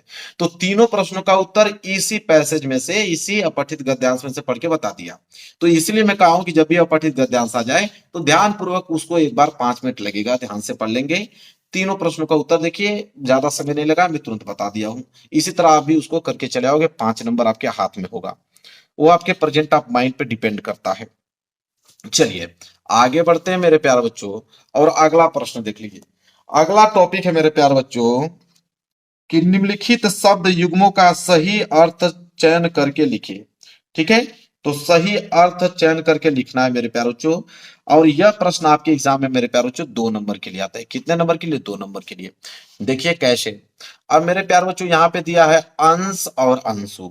बताना है कि सही, इसमें से सही शब्द चुनना है, कि सही शब्द युग्म चुनना है, कि अंश और मेरे प्यारे बच्चों अंशु। अंश मतलब आपको भी मालूम है कि अंश मतलब हिस्सा होता है। क्या होता है? हिस्सा कहिए या भाग कहिए। अंश मतलब भाग या हिस्सा कहिए मेरे प्यारे बच्चों, दोनों ही होता है, आपको भी मालूम है। और एक अंशु, अंशु मतलब क्या होता है मेरे प्यारे बच्चों? अंशु मतलब होता है किरण। अंशु मतलब क्या होता है? किरण होता है। तो पहला क्या है? भाग और सूर्य। दूसरा है सूर्य और भाग। तीसरा है भाग और किरण। चौथा है भाग और वरुण। तो कौन सा राइट आंसर होगा? ग वाला तो ये होगा। अंश मतलब भाग हो गया आपका, और अंशु मतलब किरण हो गया। इसलिए ग वाला जो है बिल्कुल राइट आंसर हो जाएगा। समझ में आ गया? और वही प्रश्न बता रहा हूं मेरे प्यारों, जो आपके एग्जाम में बनेंगे, और 100% बनेंगे, इस बात को लिख लो। ठीक है, चलिए दूसरा देख लीजिए क्या है। अभय है और उभय है। तो अभय और उभय, ठीक है। तो अभय मतलब मेरे प्यारे बच्चों क्या होता है? अभय मतलब होता है निडर, निडर, ठीक है। और उभय मतलब क्या होता है मेरे प्यारे बच्चों? उभय मतलब होता है दोनों। उभयनिष्ठ गुणनखंड आप समझते हो ना, तो वहां पे किसका प्रयोग? दोनों का। तो निडर और दोनों। तो अभय मतलब निडर, उभय मतलब दोनों। पहला वाला ऑप्शन क्या है? निडर और दोनों, बस बात खत्म, पहला वाला ही सही हो गया। आगे पढ़ने की जरूरत ही नहीं है, क्योंकि अभय मतलब निडर, उभय मतलब दोनों। तो पहला वाला ही बिल्कुल क्या हो जाएगा? इसका राइट आंसर हो जाएगा। चलिए मेरे प्यारे बच्चों अगला देख लीजिए। अगला है जलद और जल्दी। ठीक है, क्या है मेरे प्यारे बच्चों? जलद और जल्दी। एक बात अभी बता देता हूं कि जलद में अगर लास्ट में ज आ जाता, अगर ज आ जाएगा लास्ट में, तो वह कमल का हो जाता है मेरे प्यारे बच्चों, परिभाषित शब्द किसका? कमल का। और लास्ट में अगर आपका द आया है, तो वह बादल का होता है। किसका होता है? बादल का होता है। ये ट्रिक आप समझ लीजिएगा। तो यहाँ पे जलद आया है, द आया है, तो मतलब 100% यह बादल हो जाएगा। तो इसका तो एक बादल हो गया मेरे प्यार बच्चों। और एक आगे क्या दिया हुआ है? जलधि। ठीक है, क्या दिया हुआ है मेरे प्यार बच्चों? जलधि। जलधि मतलब क्या होता है? समुद्र। क्या होता है? जलधि मतलब होता है समुद्र होता है। तो चलिए देखते हैं। कमल और समुद्र, ये वाला ऑप्शन तो नहीं होगा। बादल और समुद्र, तो बिल्कुल, क्योंकि जलद मतलब बादल और जल्दी मतलब समुद्र। ख वाला जो होगा बिल्कुल राइट आंसर हो जाएगा। बिल्कुल घबराना नहीं है, सब कंसेप्ट वाइज है। एक भी क्वेश्चन बच के नहीं आएगा, इस बात का मैं गारंटी लेता हूं मेरे प्यारे बच्चों। इस बात का मैं गारंटी लेता हूं, एक भी प्रश्न बच के नहीं आएगा। आगे देखिए। अगला आपका जलद। देखिए लास्ट में ज आ गया, तो ज आ गया तो समझ लीजिए कि कमल को होगा नहीं, किसका हो जाएगा? अरे बादल होगा नहीं, कमल होगा, क्योंकि ज लास्ट में आता है तो कमल होता है। तो जलज आ गया। तो एक बात तो कंफर्म हो गया कि मेरे प्यारे बच्चों पहला तो कमल होगा। इसके बाद जलद। तो जलद मतलब अभी देखें बादल, तो बादल आ गया। तो देखते हैं मेरे प्यारे बच्चों, कमल और बादल। तो कमल और तालाब, कमल और बादल। तो यहाँ और होगा मेरे प्यारे बच्चों, यहाँ टाइपिंग में मिस्टेक है, यहाँ पे और होना चाहिए। तो कमल और बादल मतलब ग वाला ऑप्शन जो है बिल्कुल राइट आंसर हो जाएगा, कमल और बादल। समझ में आ रहा है आप लोगों को ना? बिल्कुल आसान है मेरे प्यारे बच्चों, एक भी क्वेश्चन छोड़ के नहीं आओगे। पांचवा है द्रव्य और द्रव और द्रव्य। तो द्रव मतलब क्या होता है आपको भी मालूम है? द्रव मतलब तरल। द्रव मतलब क्या होता है? तरल होता है। और द्रव्य मतलब क्या होता है मेरे प्यारे बच्चों? धन। धन कहिए या इसको मुद्रा आप कह सकते हैं, धन या मुद्रा। ठीक है। तो पहला वाला ऑप्शन क्या है? तरल पदार्थ और धन। तो पहला भी वाला ऑप्शन तो होगा, क्योंकि द्रव मतलब क्या होता है? तरल पदार्थ, और द्रव्य मतलब धन होता है। इसलिए क वाला जो होगा बिल्कुल राइट आंसर हो जाएगा। आगे बढ़ते हैं, अगला देख लीजिए। अनल और अनिल मेरे प्यारे बच्चों, तो ये तो बहुत पॉपुलर है, आप सभी लोग इसका आंसर बता दोगे। अनल और अनिल का, क्योंकि अनल मतलब क्या होता है मेरे प्यारे बच्चों? अनल मतलब होता है आग। अनल मतलब क्या होता है? आग होता है। और अनिल मतलब क्या होता है? वायु। ठीक है, वायु कहिए या हवा कहिए, दोनों बातें एक ही हैं। तो अनल मतलब आग, तो पहला वाला ऑप्शन क्या है, वायु और अग्नि। तो ये होगा नहीं मेरे प्यारे बच्चों, क्योंकि पहले आग चाहिए। पानी और आग ये भी नहीं होगा। तो अग्नि और वायु, जी बिल्कुल, क्योंकि अनल मतलब तो अग्नि हो गया, आग का ये अग्नि का ये दोनों बातें कही हैं। और अनिल मतलब क्या होता है, वायु होता है, इसलिए ग वाला जो है बिल्कुल राइट आंसर हो जाएगा। समझ में आ गया मेरे प्यारे बच्चों, किसी बच्चे को डाउट नहीं होना चाहिए। आगे देख लेते हैं, अगला टॉपिक है निम्नलिखित शब्दों के दो अर्थ लिखिए, या अनेकार्थी शब्द। अनेकार्थी शब्द कहिए या इसको पर्यायवाची शब्द कहिए, पर्यायवाची शब्द कहिए, दोनों बातें कही हैं। ठीक है, तो पर्यायवाची शब्द आ गया मेरे प्यारे बच्चों, ये भी आपके एग्जाम में 2 नंबर के लिए आता है। तो देखिए क्या क्या दिया हुआ है मेरे प्यारे बच्चों। पहला कमल दिया हुआ है, क्या दिया हुआ है, कमल का दिया हुआ है। तो कमल के दो ही लिखने होते हैं, जैसे कमल बोल दिया तो कमल के दो आपको लिखना है। तो कमल के क्या हो जाएगा आपका, एक तो पंकज हो जाएगा, कमल का तो एक पंकज हो जाएगा, एक आपका सरोज, पंकज, सरोज, और एक जलज होता है। क्या होता है, जलज होता है। तो 3 बता दिया, 2 ही याद करना है तो आराम से कर पाओ, वो भी सिंपल सिंपल बता रहा हूं। इसके बाद आंख का, तो आंख का सबको मालूम है, एक तो नयन हो जाएगा, आंख का क्या हो जाएगा, एक नयन हो जाएगा। नयन के बाद आपको नेत्र भी याद होता होगा, नेत्र भी तो आंख को ही कहते हैं, नेत्र हो जाएगा। एक चक्षु होता है, ठीक है, क्या होता है, चक्षु, या लोचन भी कह सकते हो, नेत्र, आंख को लोचन भी कहा जाता है। तो नयन, नेत्र, चक्षु, 2 ही याद करना, इतना बता देता हूं। इसके बाद वर है मेरे प्यारे बच्चों, वर। तो वर का वर मतलब क्या होता है, एक तो दुल्हा होता है, आपको भी मालूम, वर मतलब दुल्हा होता है।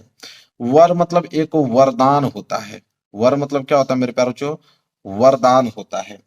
और वर मतलब एक हम बात करें तो एक श्रेष्ठ होता है, वर मतलब श्रेष्ठ। तो 3 बता दिया, 2 ही लिखना है। मित्र की अगर हम बात करें, मित्र भी बहुत इंपॉर्टेंट है। मित्र तो एक दोस्त तो आपको कह सकते हो, मित्र तो दोस्त को भी कहते हैं मेरे प्यारे बच्चों, ठीक है। और क्या कह सकते हो, एक सहचर, सहचर मतलब साथ चलने वाला, एक सहयोगी कह सकते हो, क्योंकि मित्र तो सहयोगी ही होते हैं, हर सुख दुख में काम आते हैं आपके, सहयोगी हो गया, ठीक है। सखा भी कहा जाता है। तो इतना ही क्या याद करना है, 2 ही हम लोगों को याद करना है, ठीक है। तो दोस्त, सहचर, सहयोगी, सखा, कुछ भी 2 ही याद करना है आपको, ठीक है। इसके बाद नाग, ठीक है। नाग मेरे प्यारे बच्चों, नाग का भी बहुत पूछता है मेरे प्यारे बच्चों। नाग का हो जाएगा एक विषधर, नाग का एक तो विषधर हो जाएगा, विषधर, कामा, भुजंग। एक तो सर्प हो जाएगा, क्योंकि नाग को सर्प तो भी कहते हैं, सर्प या सांप भी आप कह सकते हो, कोई दिक्कत नहीं है। इसके बाद अनुपम, आइए, अनुपम को हो जाएगा एक अद्भुत, हाँ, एक तो अनुपम का क्या हो जाएगा, अद्भुत हो जाएगा मेरे प्यारे दोस्तों। एक अभिराम भी होता है, अभिराम भी होता है अद्भुत का, और अनुपम का, अभिराम। और अनुपम मतलब एक सुंदर भी होता है, अनुपम, अनुपम मतलब क्या होता है, सुंदर भी होता है। तो 2 ही याद करना है, बता दिया। तो इतना ही अगर आप तैयार कर लेते हो मेरे प्यारे बच्चों, तो पर्यायवाची शब्द आपका यहाँ पे निकार्थी शब्द भी क्लियर हो जाएगा, इसमें से ही आपको एग्जाम में देगा। अगला टॉपिक देखिए क्या है। अगला मेरे प्यारे बच्चों कि निम्नलिखित वाक्यांशों के लिए एक शब्द का चयन कीजिए। तो वाक्यांश के लिए एक शब्द आ गया, ये भी आपके एग्जाम में 2 नंबर के लिए ही आता है, ठीक है। देखिए ध्यान से, क्या बोला है मेरे प्यारे बच्चों, पहला पहला बोला है कि जो गलत कार्य के लिए हट करे, जो गलत कार्य के लिए हट करे उसे क्या कहते हैं। तो मेरे प्यारों बच्चों, जो गलत कार्य के लिए हट करे उसे क्या कहते हैं, दुराग्रह कहते हैं, कि दुराग्रही कहते हैं, कि सदाग्रही कहते हैं, कि सत्याग्रही कहते हैं। तो मेरे प्यारों बच्चों, जो गलत कार्य के लिए हट करे उसे दुराग्रही कहते हैं, क्या कहते हैं, दुराग्रही। ख वाला जो है बिल्कुल राइट आंसर हो जाएगा, इस बात को याद रखना। इसके बाद अगला है कि जंगल में स्वयं लगने वाली आग। तो जंगल में जब स्वयं आग लग जाती है उसको हम लोग क्या कहते हैं मेरे प्यारे बच्चों, जठराग्नि, कि बड़वाग्नि, कि दावाग्नि, कि वनाली, क्या कहा जाता है मेरे प्यारे बच्चों। तो जंगल में स्वयं आग लग जाती है तो उसे हम लोग दवाग्नि कहते हैं, क्या कहते हैं, दवाग्नि कहते हैं। देखिए आग से संबंधित 3 प्रश्न आपके एग्जाम में आता है, उसको भी बताना बहुत जरूरी है, क्योंकि हर साल तीनों आते हैं। देखिए एक तो जंगल में लगने वाली आग, ठीक है, 3 प्रश्न बनते हैं, अब बनते हैं हमेशा। एक तो होता है जंगल में लगने वाली आग, जंगल में लगने वाली आग, पहला प्रश्न। इसके बाद दूसरा प्रश्न होता है कि जल में लगने वाली आग, जल में लगने वाली आग। तीन प्रश्न बनता है और तीनों को मैं बता देता हूं क्योंकि तीनों प्रश्न बनते हैं एग्जाम में। और एक प्रश्न होता है मेरे प्यारे बच्चों पेट में लगने वाली आग, पेट में लगने वाली आग। तीन ही प्रश्न बनता है, तीनों में से बनेगा जरूर, इसको कोई रोकने वाला तो है नहीं, इतना बात याद रखना। तो देखिए अभी हमने देखा कि जंगल में लगने वाली आग को हम लोग दवाग्नि कहते हैं। क्या कहते हैं? दवाग्नि कहते हैं मेरे प्यारे बच्चों। क्लियर है यहां तक? और जल में लगने वाली आग को हम लोग बड़वाग्नि कहते हैं, यह वाला बड़वाग्नि। क्या कहते हैं? बड़वाग्नि कहते हैं। इस बात को हमेशा याद रखना मेरे प्यारे बच्चों। और पेट में लगने वाली आग को हम जठराग्नि कहते हैं। पहला वाला ऑप्शन जो आप ये देख रहे हो जठराग्नि, जठराग्नि कहते हैं। तो ये बात आप लोगों की याद हो जाना चाहिए मेरे प्यारे बच्चों। अब वन में लगने वाली आग को हम लोग वनाली कहते हैं। ठीक है? तो जंगल में लगने वाली आग को दवाग्नि, जल में लगने वाली आग को बड़वाग्नि, पेट में लगने वाले को जठराग्नि। ये तीन प्रश्न जरूर से जरूर मेरे प्यारे बच्चों बनेंगे ही बनेंगे आपके एग्जाम में। इतना बात आप याद रख लेना। ठीक है? चलिए क्लियर है मेरे प्यारे बच्चों। चलिए आगे देखिए, जो सब कुछ जानता हो, वेरी वेरी मोस्ट इंपोर्टेंट है, जो सब कुछ जानता हो। तो जो सब कुछ जानता हो उसे हम लोग क्या कहेंगे? सर्वज्ञ के, बहुज्ञ के, अल्पज्ञ के, ज्ञानी। तो जो सब कुछ जानता हो मेरे प्यारे बच्चों उसे हम लोग सर्वज्ञ कहते हैं। जो सब कुछ जानता हो उसे हम लोग क्या कहते हैं? सर्वज्ञ कहते हैं। मेन बात है बहुज्ञ किसे कहते हैं? कि बहुत कुछ जानने वाले को। इसका हो जाएगा अगर प्रश्न दे दे बहुत कुछ जानने वाले, बहुत कुछ जानने वाले, तो बहुत कुछ जानने वाले को बहुज्ञ कहते हैं मेरे प्यारे बच्चों।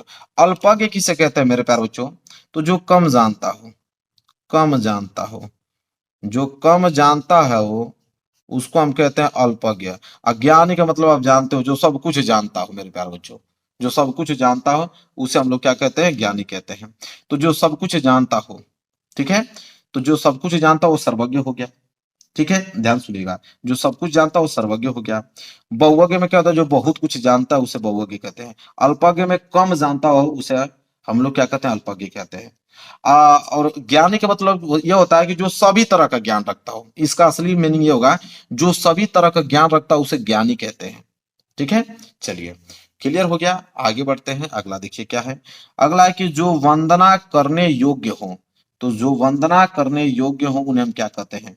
वंदनीय कहते हैं, कि पूजनीय कहते हैं, कि सम्माननीय कहते हैं, कि निंदनीय कहते हैं मेरे प्यारे बच्चों। वेरी वेरी मोस्ट इंपोर्टेंट है। ठीक है, तो ये तो सिंपल नाम में ही छिपा है कि जो वंदना करने योग्य है, वंदना मतलब वंदनीय है, तो जो वंदना करने योग्य है उसे हम लोग क्या कहते हैं? वंदनीय कहते हैं मेरे प्यारे बच्चों। ये तो सिंपल है। पूजनीय किसे कहते हैं? जो पूजनीय करने योग्य हो उसे पूजनीय कहते हैं। सम्माननीय किसे कहते हैं? जो सम्मान करने योग्य हो उसे सम्माननीय कहते हैं। निंदनीय किसे कहते हैं? जो निंदा करने योग्य हो उसे निंदनीय कहते हैं। लेकिन प्रश्न तो जो वंदना करने योग्य है वंदनीय। तो एक प्रश्न बता रहा हूं लेकिन तीन प्रश्न साथ ही साथ तैयार हो रहे हैं आपको, मतलब पूरा डिटेल में बता रहा हूँ कि कहीं से भी प्रश्न पूछे तो आप उसका उत्तर दे पाओ मेरे प्यारे बच्चों। कहीं से एक भी प्रश्न बचना नहीं चाहिए। आगे बढ़ते हैं, अगला देखिए, अगला टॉपिक है निम्नलिखित वाक्य को शुद्ध करके लिखिए। यह भी प्रश्न 2 नंबर के लिए आपके एग्जाम में आते हैं। मतलब एक वाक्य दे देगा उसको शुद्ध करके लिखना होगा आपको। जैसे देखिए बोला है कि वह प्रातः काल के समय आता है, इसको शुद्ध रूप में कैसे लिखेंगे? तो वह प्रातः काल के समय आता है, तो इसको हम लोग लिखेंगे शुद्ध करके कि प्रातः वह प्रातः काल आता है, वह प्रातः काल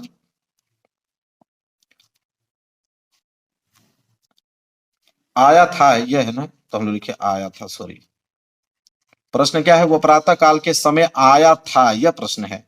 तो इसको अगर शुद्ध के रूप में लिखेंगे तो लिखेंगे वह प्रातः काल आया था। ठीक है, वह प्रातः काल आया था, यह आया है, इसको सही लिख लीजिएगा, आया है। इसके बाद दूसरा है मुझे भारी दुख हुआ। ठीक है, मुझे भारी दुख हुआ, तो यहाँ पर भारी नहीं, भारी जब हम लोग बहुत यूज करेंगे तो हम लोग लिखेंगे कि मुझे, अगर इसे शुद्ध रूप में लिखूं तो हम लिखेंगे मुझे बहुत दुख हुआ।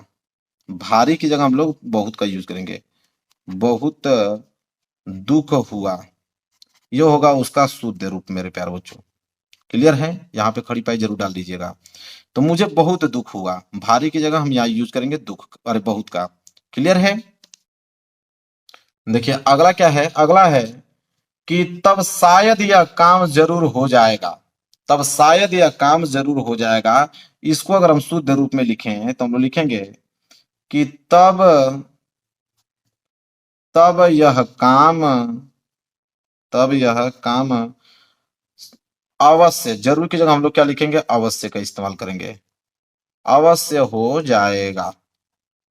यह है उसका शुद्धिकरण रूप। ठीक है, तो तब शायद यह काम जरूर हो जाएगा, उसको मैंने लिखा कि तब यह काम अवश्य हो जाएगा। इसके बाद है अगला, आपकी पुत्री नंदनी बहुत बुद्धिमान है। बहुत बुद्धिमान है। तो पुत्री नंदनी, नंदनी लड़की है, तो लड़की के लिए बुद्धिमान का यूज नहीं करते हैं, बुद्धिमती का यूज करते हैं। तो इसका आंसर लिखेंगे कि आपकी पुत्री नंदनी, आपकी पुत्री, क्या नाम है भाई, नंदनी। तो यहां लिखेंगे आपकी पुत्री नंदनी बहुत बहुत बुद्धिमान नहीं, बुद्धिमती। किसका यूज करेंगे, बुद्धिमती का यूज करेंगे। बुद्धिमती है क्योंकि लड़की है तो बुद्धिमती का यूज करेंगे, खड़ी पाई। हो गया। हाँ, अगला प्रश्न क्या है, माधवी वर्मा विद्वान कवित्री थी। तो विद्वान, जो विद्वान होता है, तो विद्वान तो लड़कों के लिए यूज किया जाता है, लेकिन माधवी वर्मा तो लड़की हैं, तो महादेवी वर्मा के लिए हम लोग विदुषी का यूज करेंगे, विदुषी। तो यहां लिखेंगे कि महादेवी वर्मा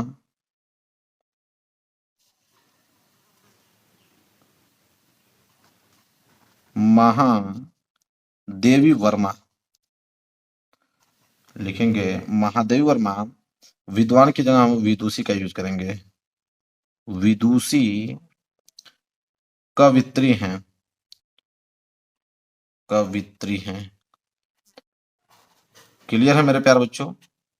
ठीक है, कवित्री हैं, कवित्री है ना, कवित्री थी लिखा है ना, तो कवित्री थी लिखेंगे, कवित्री थी। हाँ, इसके बाद क्या है, दरिद्रा जैसी शत्रु दूसरी नहीं है। दरिद्रा जैसी शत्रु दूसरी नहीं है, तो यहां लिखेंगे इसका सही कि दरिद्रता जैसी की जगह हम लिखेंगे जैसा। दरिद्रा जैसा शत्रु, शत्रु दूसरा नहीं है, दूसरा नहीं है, खड़ी पाई। क्लियर है?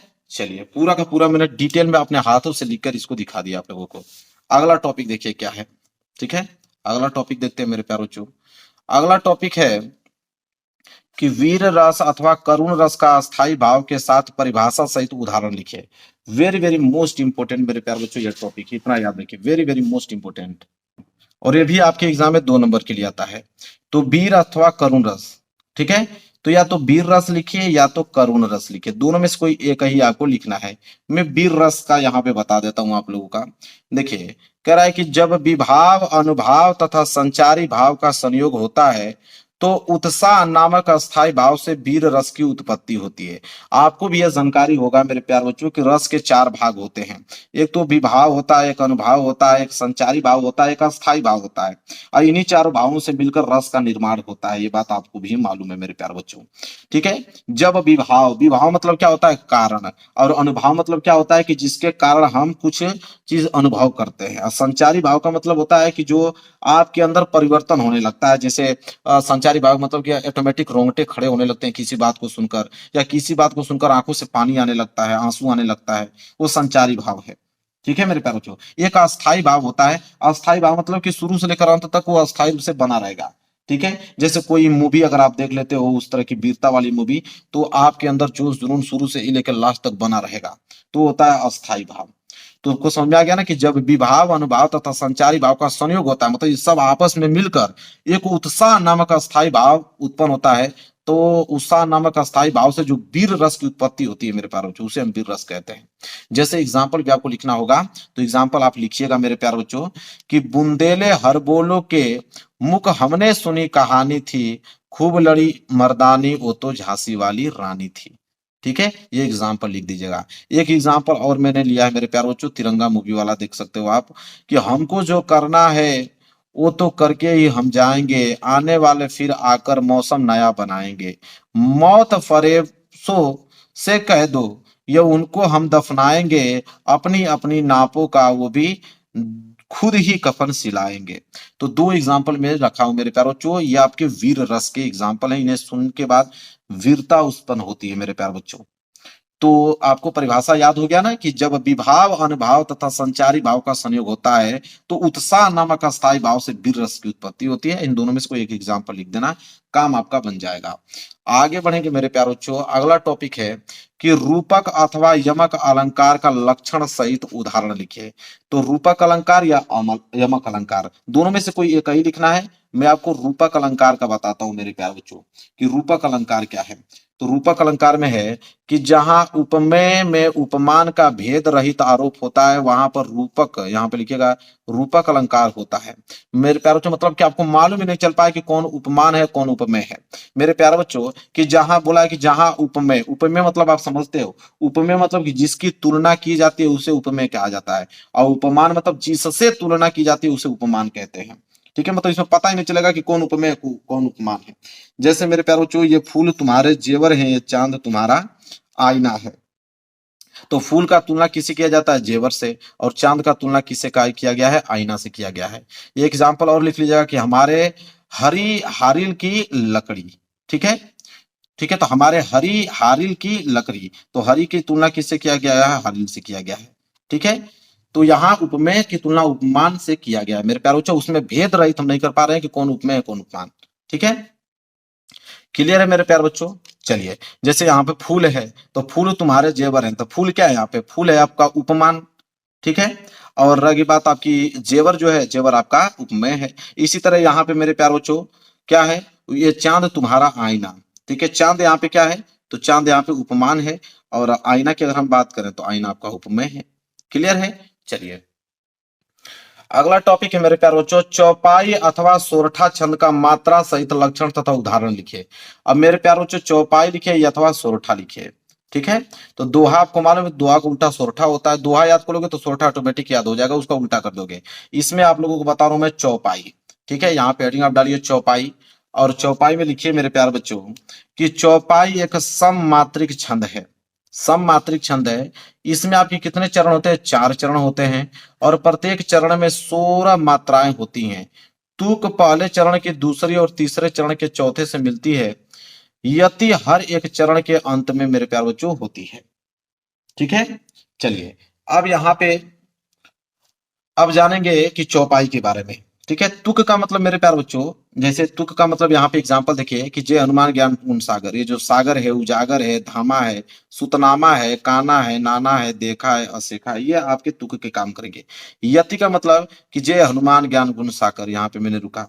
ठीक है, मतलब विराम, फिर जय कपीस तिहुँ लोक उजागर, यहाँ पे आपको रुकना पड़ेगा। एक लाइन पढ़ने के बाद दूसरी लाइन यहाँ पे रुकना पड़ेगा, ये आपका यति है। तो देखिए इसमें यही बोला है कि इसमें यह एक सममात्रिक छंद है, इसमें 4 चरण होते हैं और प्रत्येक चरण में 16 मात्राएं होती हैं। इतना भी लिख दोगे तो आपको काम बन जाएगा। तो देखिए यहाँ पे एग्जांपल मैंने लिया है कि जय हनुमान ज्ञान गुण सागर, जय कपीस तुहिं लोक उजागर, राम दूत अतुलित बल धामा, अंजनी पुत्र पवन सुत नामा।